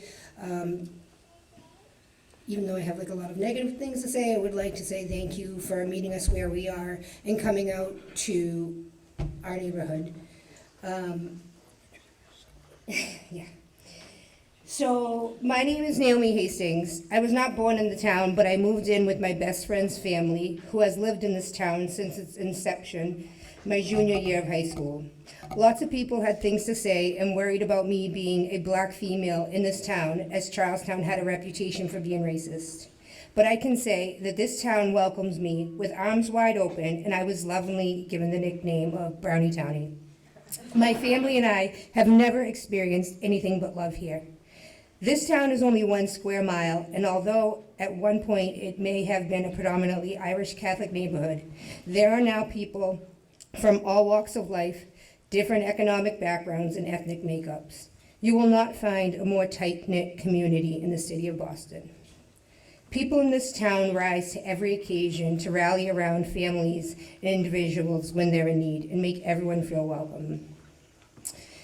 In 2006, I don't know if there was something in the tap water in the Mish, but me and all my friends got pregnant and we're teen moms. I'm a single mom to a 15-year-old and a 3-year-old. My 15-year-old has been in this community her entire life. She was baptized and made all her sacraments of faith in this very church with Joan and Father Mahoney. She has participated in cheerleading, lacrosse, softball, and still plays Charlestown youth hockey as one of the only black children in the program. She learned to swim up the bunker. We have spent every summer up there and have countless memories. Life wasn't always easy for me, but when I was struggling, I knew I could rely on things in this community like the Boys and Girls Club, the Medford Street Gym, and the pool to provide a safe place for my child. It was the blue-collar men and women in this community who inspired me to join the union. I am now a union carpenter and able to provide for my children more than I ever would have imagined. Given my experience in the trades, I know that this project can be completed in a timely manner as I work on projects like this for a living. Projects get pushed forward and completed if it's important to the right people. If this was down the Commons or Beacon Hill, it would be expedited. This is now, I think, the 4th meeting, so I don't want to be redundant and repeat things that we already know, but we are home to the largest housing development, not just in the city of Boston, but in the entire Northeast. We also have 2 other housing developments, Newtown and Mishawum, and there's also various other low-income housing sprinkled through the town. All of you use your platform to speak on equity and inclusion, but I've yet to see that applied here in Charlestown. Quite frankly, I'm sick of politicians only showing face when it's time to vote, pandering to communities of color for their vote, offering promises and pipe dreams, but when it's time to put your money where your mouth is, there's nothing. The Bible says, as the body without the spirit is dead, so faith without deeds is dead. So you put your money where your mouth is. Words without actions means nothing. People are waking up. People of color are waking up. None of you should feel safe with your council seats because change is coming. Charlestown has the highest property taxes and provides the city the most income from taxes, and yet we have the least amount of resources. And the few resources we have already been closed, like the Zelma Lacey House, or are under attack right now, like Special Townies or YMCA, with rumors of closure all under a shroud of secrecy, mystery, and lies. City Council, with the mayor's approval, is in the process of voting to give themselves a 20% raise. It's a disgrace. You found money in the city budget to give yourselves a raise, all while we're seeing inflation like we haven't seen in years and on the brink of a recession. But you can't find money to fix our rundown community centers that have needed work done to them for years. It's shameful and tone deaf. You turn on the news daily and you see guns being taken off kids at Boston schools, children murdering each other in broad daylight, elderly getting stabbed while walking their dog. If it's one thing we should take from the pandemic is that these children should have never been isolated from 2 years away from their peers and away from watchful eyes of support system and mandated reporters. Our children are hurting, and the last thing we need is community resources being taken away. If anything, we need more resources. It was really disheartening after the second meeting when community members gave suggestions to this board on what they would like to see happen this summer, and not one of them was implemented for the children. Not everyone has the luxury of hopping in a car or getting on a plane and leaving this town. Once again, it was the members of this town that rallied together to have an inflatable pool party up the bunker. Because in Seatown, one thing you can guarantee is that we take care of our own here. Truth be told, I was priced out of Charlestown and now reside in Eastie with my kids. But Charlestown remains our home. This is where we are rooted. This is where we have ties to community. This is where we are every day. So while I may no longer physically live here, this is home and I will not stop fighting for this community. Truthfully, I have little faith in this board. I I try and go on my lunch breaks to your meetings, and the infighting between city council is ridiculous. Y'all need to do some team bonding or something, because you're turning it into a race war, black versus white. How do you expect us to trust you if you don't even trust yourselves? I have not heard one concrete answer or promise from any of you to save our pool. What I do know is that we will continue to hold you accountable and demand transparency. I don't know what more we as a community can do to make you understand that we want our pool fixed. We want it fixed now, and we will settle for nothing less than that. I want to work together. I want to have faith in this board, but from my own experience, this body does not care to engage with people who have different views or don't subscribe to their ideologies. But to quote you, Councilor Mejia, all means all. You represent everyone in this city. It's time to start listening to the members of this community and taking us seriously. Thank you.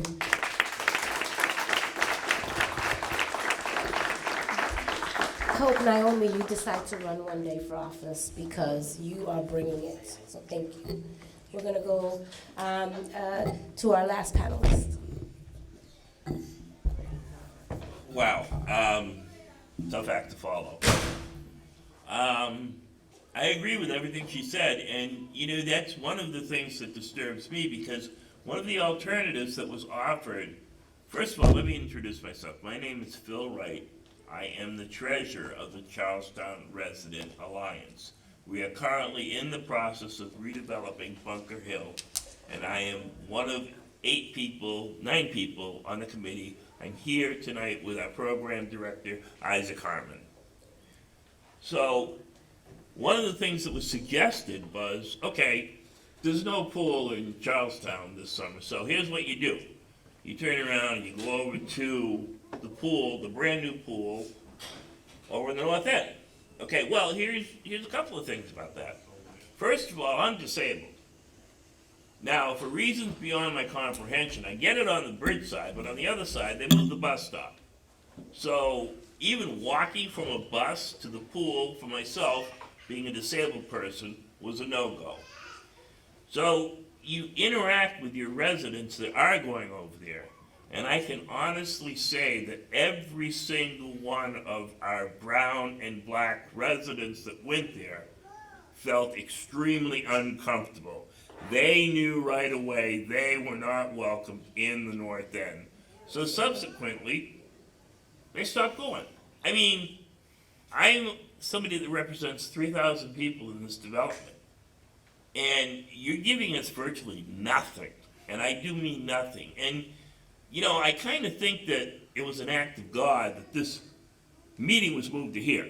Okay? Because it's going to take divine providence to work all this out. So thank you, Jesus, for putting this meeting where it belongs. Okay? It's just, I'm frustrated. Okay? Not only is it the residents, but as a disabled person, the only thing I have is that pool. Now, God knows I keep my sanity by a shred and by the grace of Jesus, but this summer my sanity was tested because I didn't have any place I could go. I didn't have a pool. Now, I gotta take my rollinator every place. I go to the beach, I get in the water, I come out and it's gone. So, the pool is basically the only place somebody like me can go. But what's overshadowing, there's 2 things that I have to say that really kind of make me nuts. First of all, when the siting committee was set up to put up a community center, what genius ever thought it would be a good idea to eliminate the pool to put in a community center? I really need an answer to that, okay? And second of all, right now we are deeply involved with Leggett McCall, the people that are redeveloping Charlestown, our development over here. And we're working with Greater Boston Legal Services, and it's been an amazing experience because it's a tri-party experience. It's Leggett McCall, it's BHA, and it's the CRA, and we're all in tandem working together. But GBLS has taught us to verify everything and have everything in writing so there's never any questions. Well, I don't know if you folks remember the movie Burlesque, but one of the things that came out of that movie, which is very important, is something called air rights. And what air rights are all about is views, okay? So, one thing I do know is real estate is crazy right now. And I can honestly see at some point in the future, up on that hill, somebody building condos for the $1 million views. I can really see that happening. So one of the first things I'd like to see is a concrete agreement that if this pool is built, we'll have the land in perpetuity, because quite frankly, if we can't have the land in perpetuity, there's no sense in even building the pool. So these are just a few of the things, and because things have been so heavy, I've got to tell a joke. It's a good one. Did you hear that the Scarecrow, Mr. Scarecrow, won an award? You ask, what did he win an award for? He won an award because he was outstanding in his field. The next night, they decided to have a banquet for him. So he gets to the banquet, he sits down, they go to serve him, and he says, no thanks, I'm already stuffed. Thank you for your time. Thank you. A little stand-up comedy here to lighten the mood. Before we start with questions, I just really want to just say how much I appreciate the realness and the truth, right? Because it's so hard to show up and fight because we are always fighting for every little piece of crumb that we get. And the way that they win is by beating us down to the point that we don't fight no more. And so what you guys have demonstrated in this process is that that's not how y'all are going to do business. So you have to continue to hold us accountable, right? And the only way we're going to repair the harm is if we show up and deliver 2 years from now. And I think that if we don't, then that is shame on the city, shame on us as electeds for coming here and selling a pipe dream. If you don't, there'll be another battle of Bunker Hill, that's for sure. Oh, shoot! That sounds like a fighting, but I just want you all to know, like, this is the moment. If we're really serious about repairing that harm, we have to listen to what you're saying, but not just listen, but say, I'm here for it. I'm going to be accountable to it. And we have to work together to deliver it, right? Like, that has to be the mantra in terms of how we repair the brokenness that we all operating under. So I just want to say thank you. Thank you, thank you, thank you. I just want you guys to also put pressure on the unions that endorse you. There's the bodies to get this done. I am a tradeswoman. I'm on the committee for the Sisters in the Brotherhood. I'm in charge of mentoring and recruiting. We have the bodies. There's 200 people on the bench right now laid off, and just in my trade. There's money, there's capital. These people put you into office. Hold them accountable. Get this done. Get it off the ground. There's the bodies. They can fix the tea in, a month? 30 days. 30 days? Then they can do the pool, and they can do the Long Island Bridge, and they can do the North End Bridge. It needs to get done. There's plenty of people, there's plenty of money. Find a way. I just want to say for the record, we cannot be swearing in God's house, okay, Naomi? So watch your tone up in here. God is not, he told me, slow your roll with that. I forgot Okay. what I was. I don't want to belabor and ask questions, but the last question that I would like to ask one question, and this will be for anyone here. What do you need from us to help start rebuilding that trust? I would say one, we need that lease signed. Real simple, okay? Our kids need a pool in the summer, okay? If not the north end, how about a shuttle to and from? So we can get our kids to the pool. That's something practical. Our residents can get to a pool and get back and not have to worry about buses. Okay. So a backup plan, right? Because the fact of the matter is that next year there won't be access, right? And so we need to get ahead of that.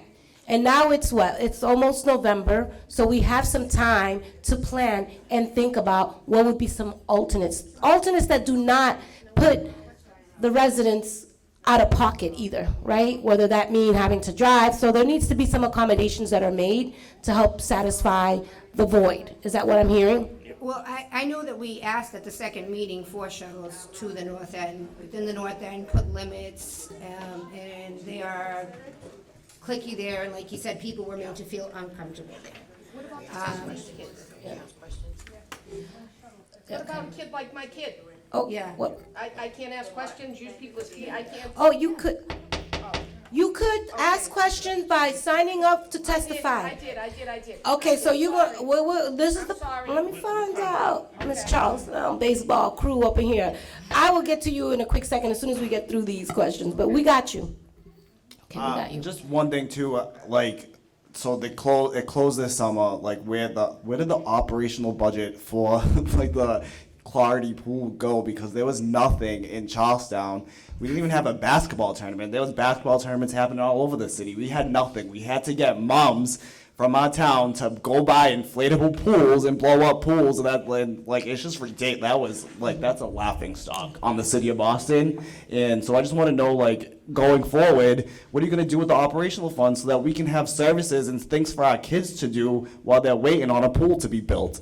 Okay, thank you. And I would also like to know, because the park needs to be rehabbed in the sprinkler system, and where they're all next to each other, does it make sense to make a master plan to do the rehab all at once? At least start with the sprinkler system for next summer, so we could have a nice splash pad and sprinkler system. That was a huge part of the problem this summer, was that with the splash pad not working, half the time, it was either flooded, so kids were in gross, disgusting water. If you could work on that, you know, and I understand that's not BCYF, that's the Parks Department, but the piping for the splash pad is a disaster. It was, but even the plumbers who came out said it needs a complete gut. The pipes are snaked all over the place. Not to pile on, but we're facing the same thing. We have a sprinkler system inside our community which is inadequate, and we have the same problem. We could have our kids having, running through sprinklers, but the piping needs to be fixed. Okay, so I'm going to ask our panelists to speak into the mic so everyone could hear you loud and clear. And I'm going to end with one last thing for us to consider as we move forward. Yes, I already put it out there that in regards to the lease, we have an opportunity here. So we can get that, we can start mobilizing around that and building some pressure. You're absolutely right. A backup plan is needed for us to start thinking about it now, not in April or May, but that there is a level of engagement about what that's going to look like. Because I do believe that if there's not going to be waterworks, there needs to be something. So in the interest of time, and I know that we have people who have signed up for testimony, I'm going to yield the rest of my questions, and I'm going to ask my counselor colleague, Councilor Clougherty, if you have any questions for the panel or any comments. Yeah, I do. I had one. So I do appreciate all of you being here, and thank you so much for your testimony and your time. I did hear that, there was an indication where, folks weren't asked about what they want to see at the pool. And we take that very, very seriously. And so I see this as an opportunity to reimagine what you want to see at the pool. Right? We want to be able to build something together. Right? I don't know if folks want a swing set, if that's necessarily what you imagine. But if it is, we'll put it in there. But is there any specifics or any details that you want to make sure that we're pushing to the administration as we move forward in this process? I mean, the pool should be opened and just repaired. That's it. But if you're talking about a whole new state of the art, which was promised tonight, which I can't put my head around because that's not what we asked for. I think we need another community meeting where there's everyone in the community here. We can't just right now come up with a plan, but I mean the pool should be repaired. The structure that is there now should be opened I'm sorry, get on it, but 2023, because that's just ridiculous to me. Okay. Yeah, there needs to be another meeting specifically for community engagement in designing the pool. They're doing this in other parts of the city for various playgrounds. I know the Ryan Wading Pool is also experiencing closure like, we're facing, so listen to your constituents. plan a meeting where we can design it, where it is more accessible for our special needs children and the elderly as well. Thank you. Thank you. And I won't speak for the administration, but I did understand that this is just the beginning. Okay, I'll yield my time. Thank you so much. Wait, I'm sorry. Kelly, I gotta pick my kid up. I can't. Yeah, go ahead. Kelly, you know what? Go ahead. We're gonna give you, because you've You know what I been. mean? Absolutely, Sorry, Kelly. I have to This do is it. about, I have to keep everybody going. has a mic. I Go wanna ahead. stand and Kelly. out. You know what I mean? Yeah. Go behind Thank you, I me. appreciate it. Kelly, go, use the mic. Sorry to whoever I cut off, I appreciate it. So I've lived in every development here in the community. I grew up in BHA, went to Newtown, my mom got sick, moved away, come back, I'm now in Mishawaka. But my concern is such, I have a special needs son, he's mildly diagnosed. We have a bunch of kids in the development that have special needs on the autistic spectrum. We have no place for them, and the developments now are limiting pool usage. So you can't have pools, or you can't use the water, or what have you. They're restricting us. The pool was closed. Our kids feel safe at that pool. Our kids, they just know the pool, and the kids in our community know. So when they're stimming, the kids aren't nervous. And when they're, sorry, I gotta put this on, people know our kids, they know their behaviors. It's a safe zone, they're comfortable, our kids are comfortable there. This year was horrible for us. I mean, I don't know, I live it every day, and people see. Our kids, when they're out of their element, become very combative, they become aggressive, because they're so used to routine and structure. By closing the pool this year, some of our kids, we do get the community center pool to utilize sometimes on Saturdays in the afternoon. But this pool was closed, and our kids during the summer, because, not all of us do have the financial means to go on vacations, etc., they utilize the pool. The pool was closed, so our kids, during COVID, it was horrible, because they were put out of the element, and then the pool closes and we're put out of the element. I just don't get why it can't be repaired in Europe and other countries as well here. They put buildings up in 6 months, the construction trades. I mean, that's factual. People see it every day. You see cranes, buildings being built in 6 months. There is use of where the concrete and the rebar might be, or they're worried about it being structurally sound. There are things out there that are waterproof, that are weight-bearing, that are flexible, and they could probably put the filtration on the outside. But it's foam concrete that's being used nowadays. Has anybody even looked at that measure to possibly look to fill the space where the damage is, and then put the filtration system on the outside, a brand-new filtration system? There are things that could expedite this, for the well-being of everybody. I mean, it's sad. We're a square mile, and we're the lost world, but this is God's country. This is God's little piece of heaven. That's why everybody wants to come here. I just don't get it. Under a capital needs thing, I'm not quite sure how that, I can't yell at Jose or anybody else, because all of yous are new. But it's a field system. We had someone that, that retired that was from this community. And it's sad that he didn't even take note of the repairs needed or speak for us. We can't do anything because he's gone now, but it's just sad. I thought that in a capital needs budget that they're pre-allocated funds for over a 5-year term for different specific sites. Am I wrong at that? Because normally in a capital needs assessment, it's pre-allocated funds to do work at that site. So in 2013, when they did that assessment, it was stated what was needed. In 2017, they did an assessment, it was stated what is needed. But it's usually, if it was 2.7 million in 2013, in 2017, it could have been added funds to that. I don't understand that. I'm not sure how your capital budget works, but generally, to my understanding on capital needs, the way I understand it, from my standpoint, is that it's pre-allocated funds for the work that is needed. Am I wrong at that? Can someone just explain that? So what we're going to do, Kelly, in the interest of making sure that we get to you the right answer, it's important for us to go through this process. We have someone on our team that's writing down the questions that are coming up here, so that we can make sure that the appropriate departments respond to those questions that are coming up here. Okay. Okay, because the first panel has already wrapped up, and they are the ones that are best suited to answer some of these questions. But I want to make sure that we got your question on the record, which is the most important part.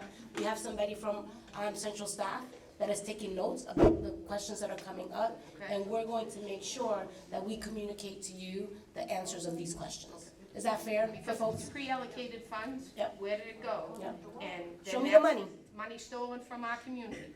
That's not money gifted, it's money stolen. Thank you, Kelly. Thank you. Thank you, All right, thank you. Kelly. Okay, thank you. Thank you, Kelly. Yeah. So we have a list, but I want to make sure that if Councilor Coletta, that we wrap up with this panel, then we're going to move to public testimony.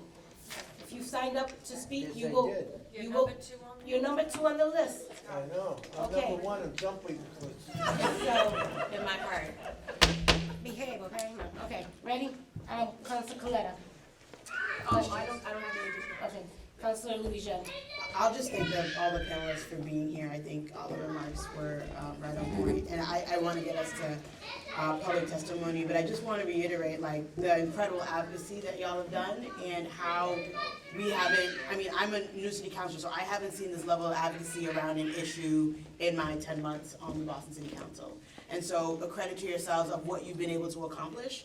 That like I was getting, emails, I was getting DMs on Instagram, I was getting everything about the attention needed to this pool. As soon as she came on, we were like, okay, let's go to work on the ARPA budget to get, I think it was, we fought for a $4 million allocation for repairs. We went to administration. Administration was like, oh, this needs to be in the capital budget. Oh, this is not going to be a quick repair. We have to do more work. So I just want to reiterate that we heard y'all. We hear you loud and clear.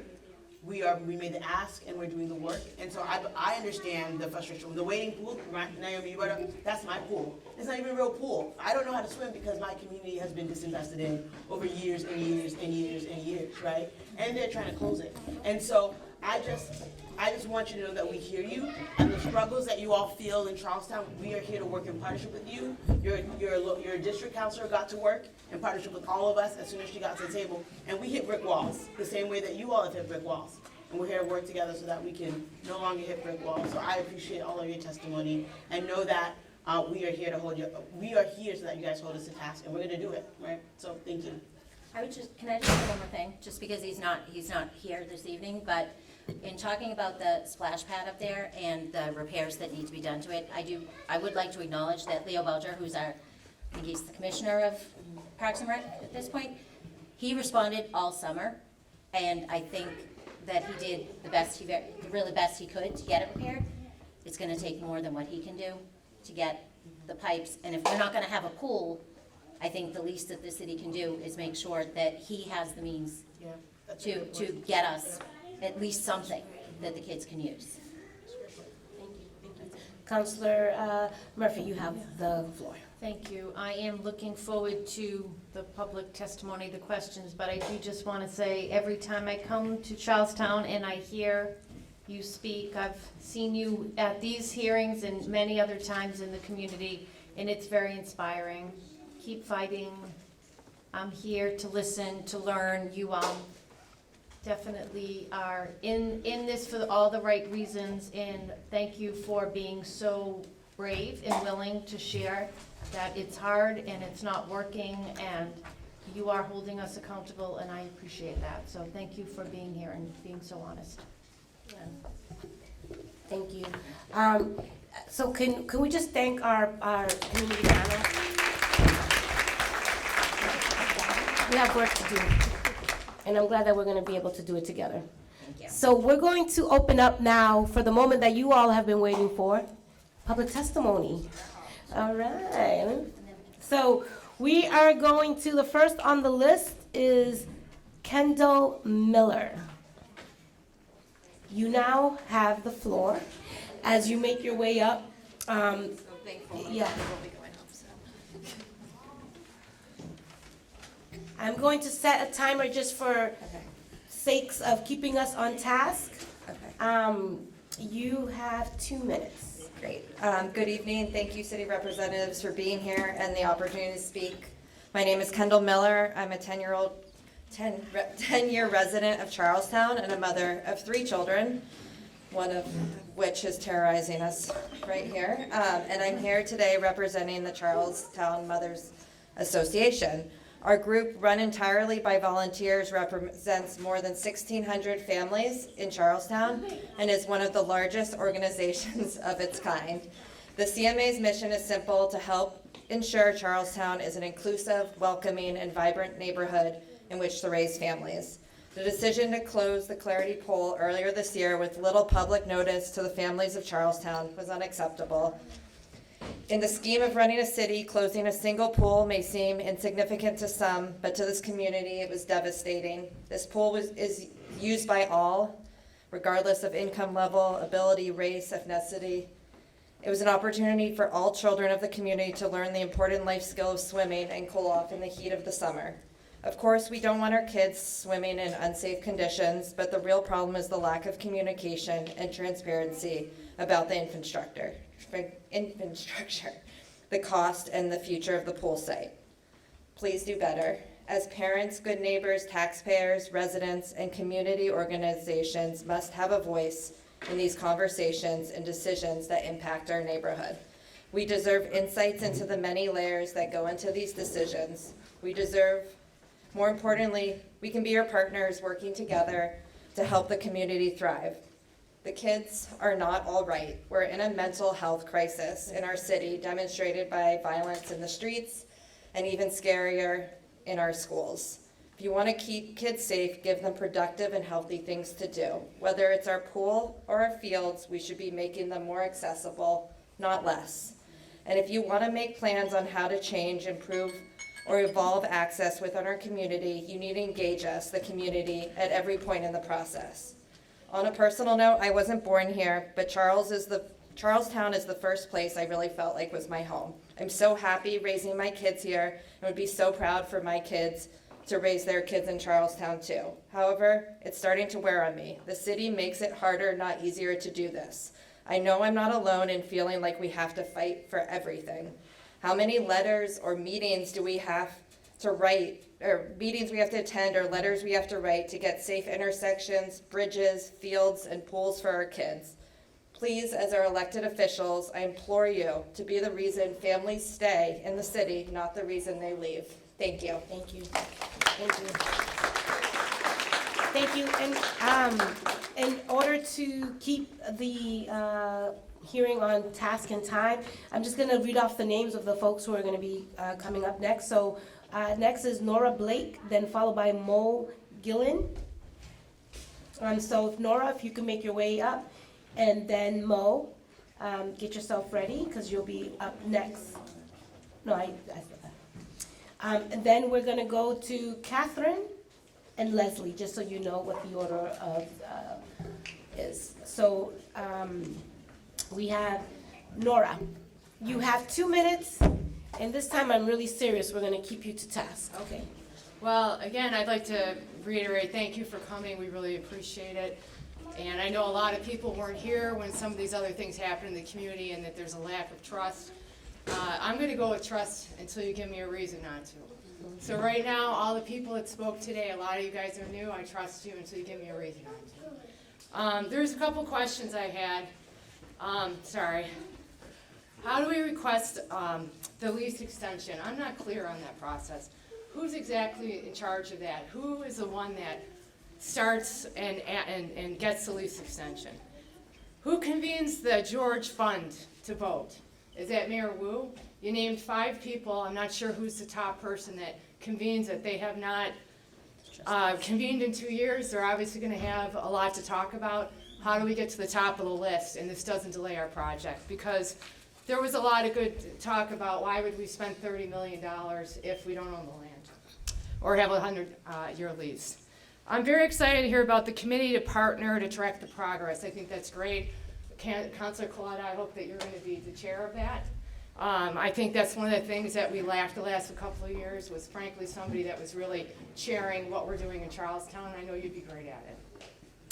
I think a lot of people talked about how disappointing that there were not shuttles for people, and I thought that was a real lost opportunity. I hope that you will do that, and maybe it's not just to the north end, it's also to other pools and maybe the beach. And if it could be stop at a couple of places so that people do not have to just go to Doherty Park to get it. And I know that, you know, Sean brought up, where's the operating budget? Maybe that could be used towards the shuttles. And last thing I'll say is, you know, we're gonna trust but verify. You know, and we're gonna be looking for that action item plan with who's the owner of what, and what are the dates, and then how do we go back and how do we partner with you? Because there's a lot of people who do wanna partner, because we love our town, and we wanna continue to improve it, and I personally would like to see a new pool. I know that there are some people who brought up they like to keep the pool we have. I do not think it's ADA. I've done a lot with special needs, and I think it could be better, you know, and so thank you very much. Thank you, Nora. Thank you. So we have next, and while Mo makes his way up, I also just wanted to acknowledge that the administration is still here. Normally what happens is sometimes due to timing, the administration, once they complete their panel, they leave. But I just want to acknowledge and thank the administration for staying for this portion of the public testimony, because this is where we're able to really learn and listen from community. So I just really want to acknowledge the administration for staying here past your panel. So thank you. I'm going to go next to Mo. Thank you very much, Madam Chairman. I speak under protest because I've never been known to save my remarks to 2 minutes. I'll do the best I can. I want to thank the council, the president for allowing you to have your meeting here, and the chairman to agree to have the meeting here under the circumstance you moved around. I have to thank Father Coyne and Joe Ray from St. Francis for taking up the torch, if you will, and providing this place for our people to speak. It is a wonder to me, as an 83-year-old born and bred townie, to see the new people, the new generation. I might have had a hand in starting that new generation, but nonetheless, they're doing a great job, and I'm looking at the table, and we're surrounded by women. Now, unfortunately, I happen to be a male, and I'm sort of terrified that we're now being led by women, but it's wonderful. And some of the people on the committee are born and bred here. Some of them have chosen to move here. Most of them, if not all of them, are mothers. The townies produce townies, and surprise, surprise, the toonies have also produced townies. The toonies will never be townies, but their children will always be townies. I want to thank the mayor for agreeing to have her administration come, and the commitment that the pool will be done. There are other issues that we have, and my advice is don't leave your notes around on your kitchen table if your daughter is one of the members of the committee, because one of my issues was going to be, but I can't say it now, fix the pool, fix the sprinklers. That contract can be let now. It's been said before, it's a park and recreation issue, but the funding comes from you people and the mayor. Those sprinklers should be made in full repair, and further, there should be other sprinklers through the summer located like the old fire pipes that they had, so that people can get relief.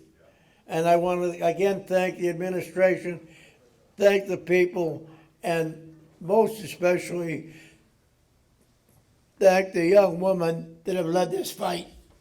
Thank you. Yes, good job, Mo.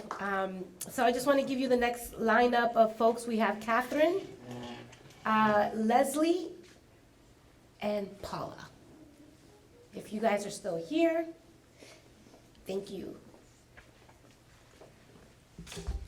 Thank you, counselors and administration and fellow citizens. My name's Catherine Radford. I'm on the board of the Friends of Doherty Park along with Nora, who spoke before. And I'm speaking from a perspective of historic preservation. This is not only designed by Frederick Law Olmsted, but it's a significant park because it's the last neighborhood park that Frederick Law Olmsted himself designed.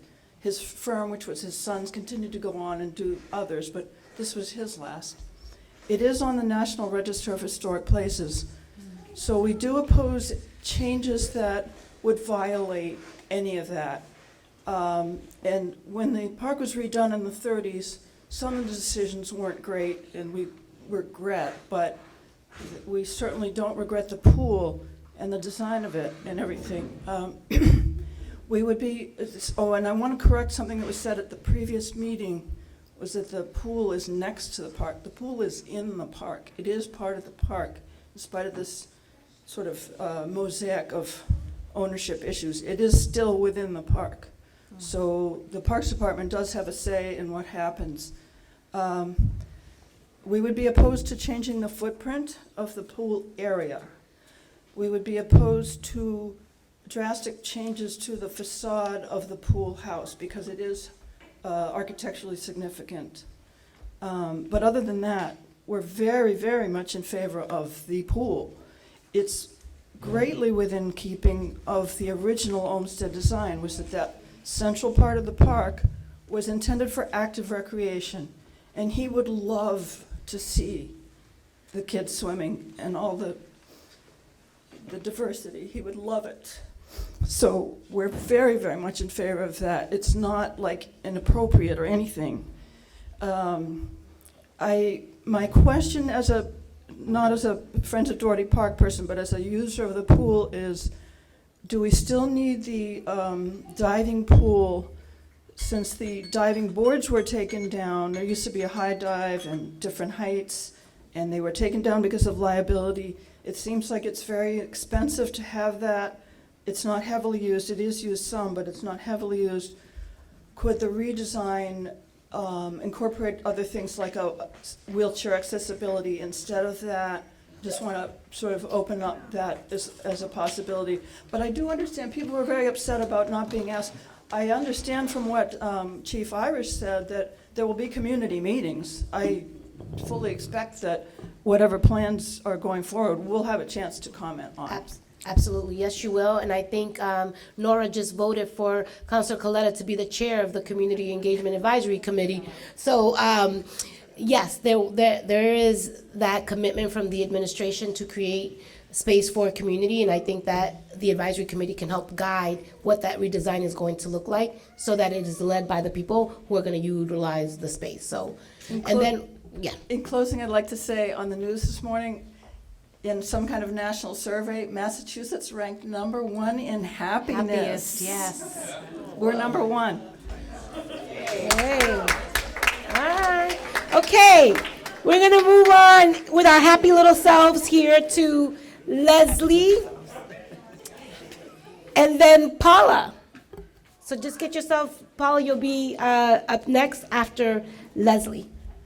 Hi, my name's Leslie. I'm a resident. I just want to say I'm really disappointed in all of you and the administration back there. I voted for Mayor Wu. I voted for Mayor Wu on her promise of a city for everyone, and I think she's not delivering on that. She's kind of holding the same grudges against Charlestown that all the other electives have had. It's racist, it's affluent, and those things aren't true if you know this neighborhood. And I just think we keep getting dinged for that you walk down Monument Street and you think everyone's rich and you think everyone has all this stuff, and that's not true. That's not how most of this community is.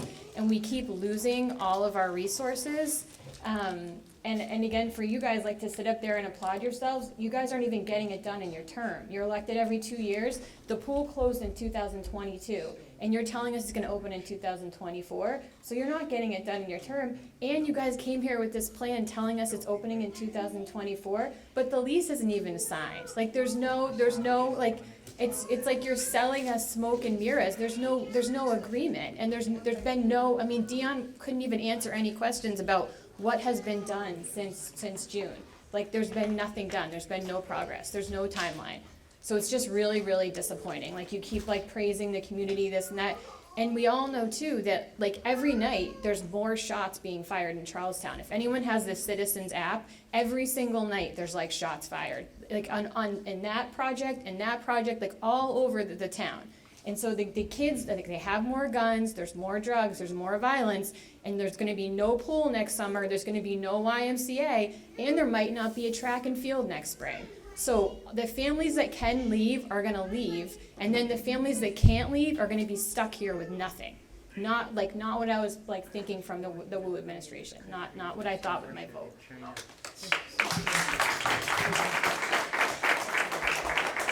Oh, Paula, you have been so patient. Go ahead. You got the mic. I'm not sure. Okay, I just have a couple of questions. When is this project gonna start? Like, I don't remember them saying a date. I know when we're supposed to open, but when is this gonna start? When are these trucks gonna start rolling in the park? Okay, that's one question. So when they do start rolling in the park, okay, they have to go to the back of the pool, because that's where all the piping and everything's underneath. So what happens to our splash pad? Because that's where it is. Right, okay? Like Kelly said, there were tents all over the city. Charlestown didn't get one. We had to blow up pools. So you said let's start getting buses over to the north end. Well, let's start thinking about what's gonna happen when these trucks come into our park. Because we're not gonna have a park. Our play area is gone. Our sprinkler system is gone. So you're worrying about sprinklers. We're not gonna have them next year if these trucks are gonna come in. Our basketball court's gonna be ruined. Are we guaranteed all this back after the pool's done? Is there gonna be money left to rebuild our park, our basketball courts? Okay, that's what I wanna know. Thank you. What is important that we're hosting this as a hearing as opposed to a community conversation, as we've done in the past, is that we get these questions on the record. And when you have questions on the record, there is also a mandate for us to deliver you some answers, right? So what we're doing in this process is listening, capturing these questions, and following up with you with the answers to your questions. So there's a different level of accountability, which is what we all have been fighting for here in this space, right? So I think this is going to be, you know how they say, show me the money? But this is confirm and verify. If we're really serious about doing this work collaboratively, we're going to have to deliver on the questions and bring you the answers that you're seeking. And I think, Paula, you are asking really great questions because it's pushing the administration to think about how are we going to set this thing up for success. We can say we're going to do this X, Y, and Z, but are we thinking about the trucks? Are we thinking about this? So I really do appreciate you bringing that into the space because that's going to push the administration to think about what aren't we thinking about so that you're not, again, next year saying, oh, we didn't even think about the truck, right? So this holds us to task on that. So thank you for that. I'm going to ask if there's any other folks. Oh, I have 2 pages. Oh my, two more people. All right, we got 2 more people. We have Melissa from Dorchester, and we have Michael from Charlestown. All right, I called you out from Dorchester. And we are waiting, and then Michael, if you can make your way up. And I'm gonna set the timer. You'll hear it when it goes off. All right, I'll do this as quick as I'm possible. Gonna start So my name is Melissa. I'm from Dorchester. I attended a meeting back in July, mostly just to listen, because I feel like I've learned a lot from Charlestown, and I just want to let you know, seriously, you all have my unwavering solidarity. My questions were, well, first, I figure since it's St. Francis Parish, I'm Protestant, but I was raised Catholic by osmosis. I was looking how it was pretty interesting how St. Francis had a vision from Jesus, and Jesus said, Francis, go and repair my church, which, as you can see, has fallen into ruin. So I feel like that's pretty relevant to the pool. Let me get away from the cultural references and asides. I want to ask, one of my first questions would be, we all know what a 17F motion is, or we've learned it recently based on the recent events at Boston City Council, and even specifically, Councilor Coletta, I'm wondering if you might be able to file a non-hostile 17F just to get figures and answers. She's a Virgo, everyone. Those glasses are real. She's a nerd. She can get us the numbers and information because, like the community panel brought up, there's more than enough labor in this city where people would volunteer to build this pool. And I recently stopped attending a YMCA swim safely class, Counselor I just say the first name, sorry, not to be informal, but I missed a swim test at the Mason pool when I was 8 years old or something. So I'm, as an adult, trying to build those skills. I can tell they're really important. And I honestly, is there any, and to all the counselors here, and shout out to all of you, all the Boston natives on the panel, is there any state resources that might be able to be looked into? I've seen how fast they can turn the Bunker Hill Community College Gymnasium into a temporary emergency shelter for COVID. So I'm sure that there's some resources that exist. And yeah, that's just basically it. Good luck to everybody. I actually respect all the women on this panel, but respectfully, we will protest you. We got to keep you on your toes. The people at Charlestown, they deserve their pool. You know what I mean? So thanks, folks. Have a good night. Thank you, Melissa. That is how fierce Charlestown is, that you got Dorchester folks coming here to advocate on your behalf. That is pretty impressive. Okay, Michael. Hi, thank you. I thought I was just going to stand up at my seat like the guy in the Norman Rockwell picture, but I'm going to come up here and look at everybody. This goes till 8, right? Yeah, but you're not going until 8, Michael. No, but I think Mr. Gillen shouldn't have to stop after 2 minutes, so I just wanted to point out that this goes till 8. In case, I rented an apartment right next to the pool like a year and a half ago. My grandfather was born on Auburn Street, and I spent a lot of time in Charlestown in my childhood at the Bucket Hill Day Parade. And my desire to live in Charlestown, ran into gentrification. So, but I'm 53 years old now, and I was able to afford an apartment because my commute to Boston Medical Center from Newport was becoming unbearable, working 5 days a week. And when I rented the apartment, I had just had an accident and broken my collarbone. So my daily physical therapy for the last summer that pool was open, I was at that pool every day. So I came in from work to this after it was underway and missed a lot. And it sounded like there was a big, exciting plan to make the pool all, grand and put a lot of money into it, and it was going to be exciting. And my heart sunk when I heard Mike Clougherty, who graduated from BC High the same year as me, and it looks like he's not here anymore, say 2024, new pool. And I said, 2024? So I just want to say that the pool that I swam in every day the last year that it was open, there is no reason that pool couldn't have been open this last summer. It's absurd that it was closed. And I was at the park the day that we had the first thing, and I went over to all the stuff that was posted up on the fence, and I read the stuff about what the the inspector said and all the little things that they dinged about what was unsafe. And so there's a big tank underneath the diving pool where the filtration system is that's on rusty supports or something, and it might give way. Well, if that's the case, then when they're working on it, make sure there's plenty of people down there so that everybody's safe. But if it gives way in the while people are in the pool above it, nothing is going to happen to them. The pool is in disrepair. But there was a good staff there every day taking care of it. Jose knows how to run that pool because an old guy taught him how to run it. And he takes care of all the filtration, and he could have been doing it last summer. And he could do it next summer, and Jimmy could come back up to the outside pool instead of having to spend the whole summer down at the high school inside in a tiny pool that nobody wants to go to when it's 95 degrees out.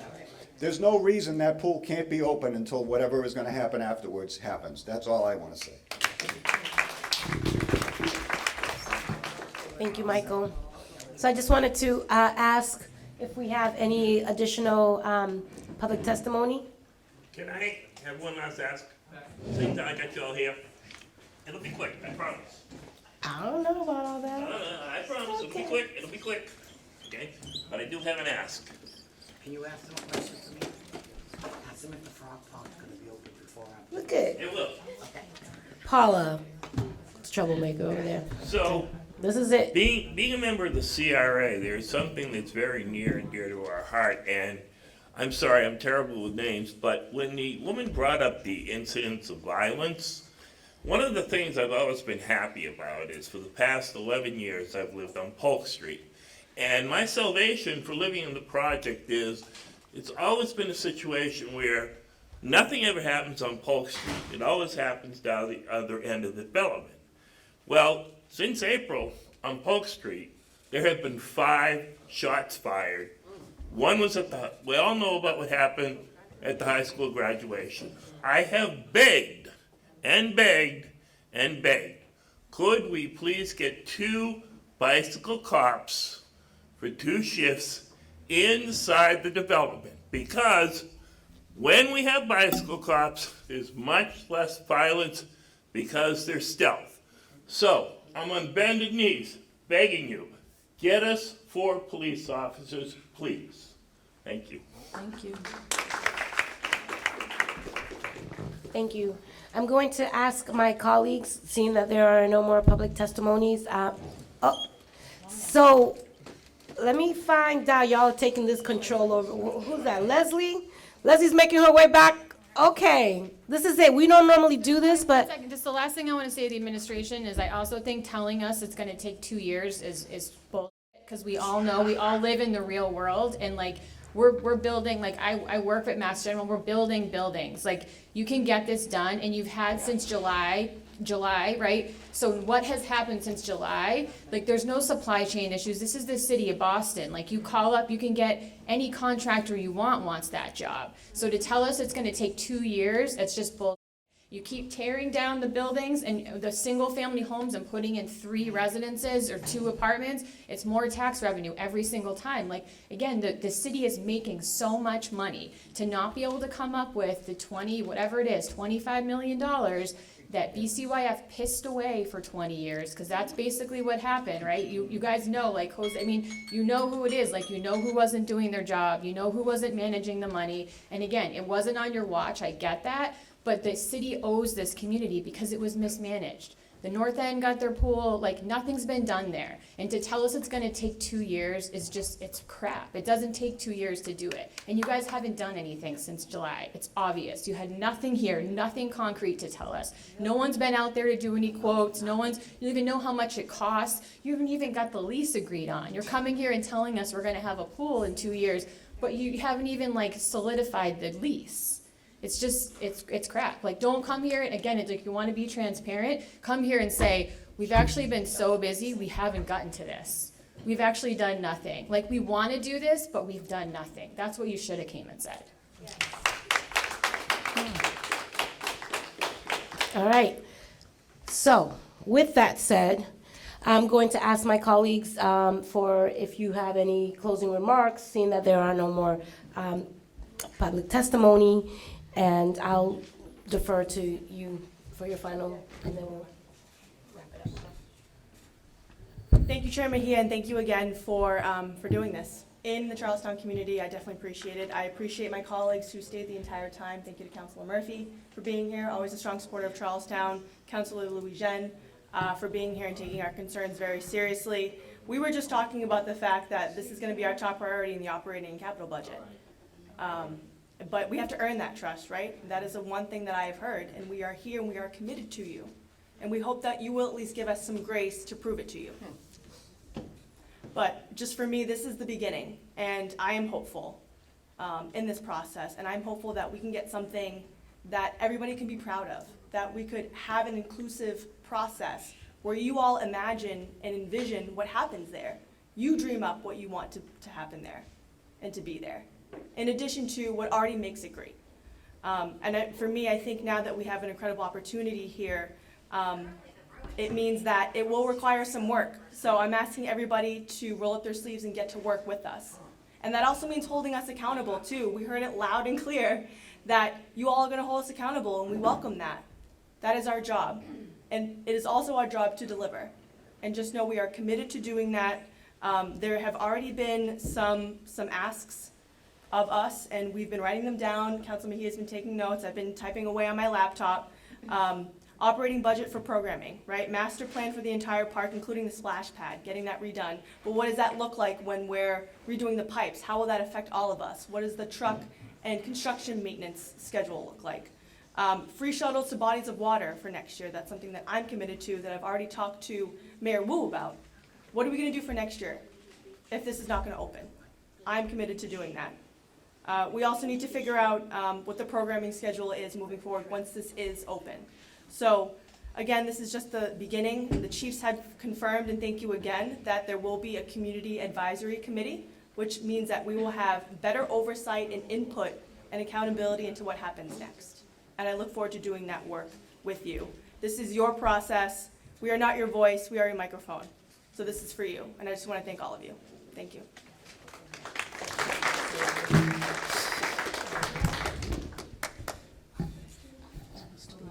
It's a popular line. It's okay. I don't have much more to add. I just want to thank everyone for calling us to be here tonight. Being in community is probably the best thing we can do. I also just want to, Councilor Coletta said it all, and know that she has my deep commitment to making this number one priority like we tried to do in ARPA.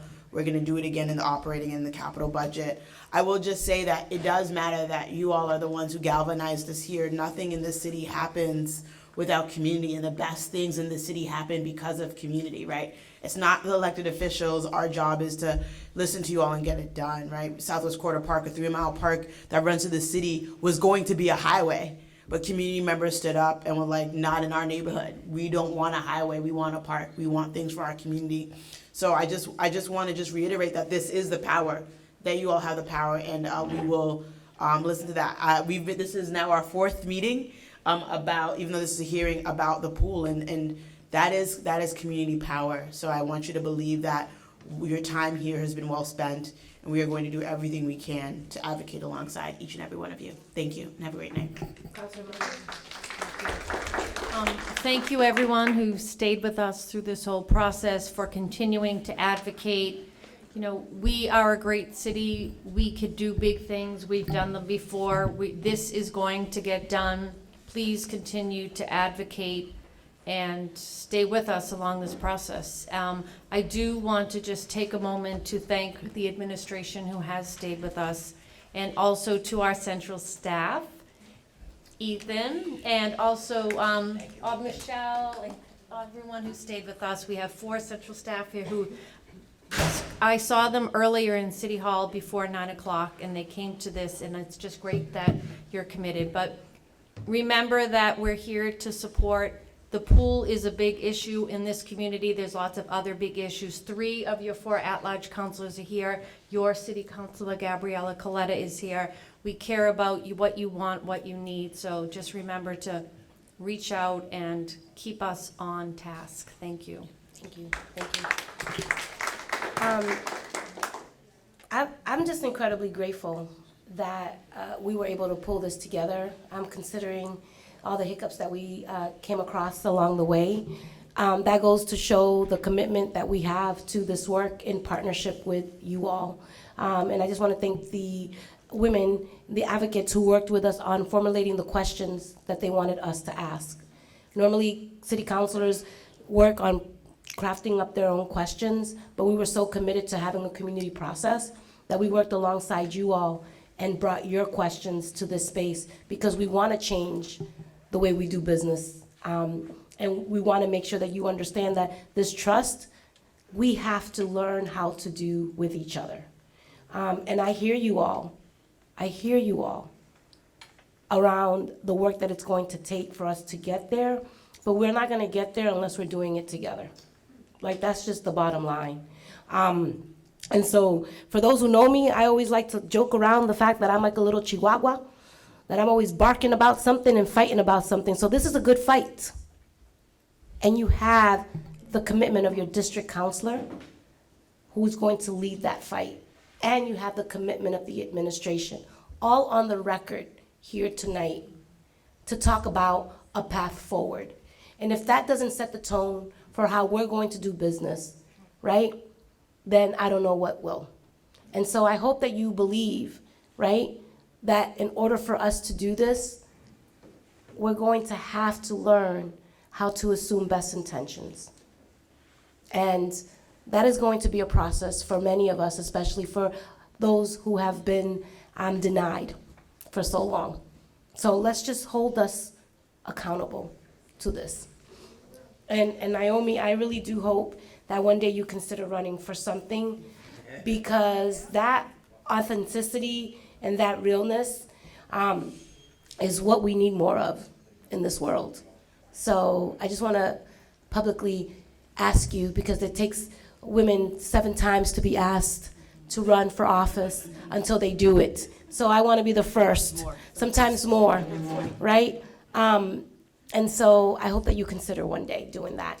So with that, I am going to keep this hearing in committee, and I'm going to call this hearing to close, and we're now adjourned. Thank you.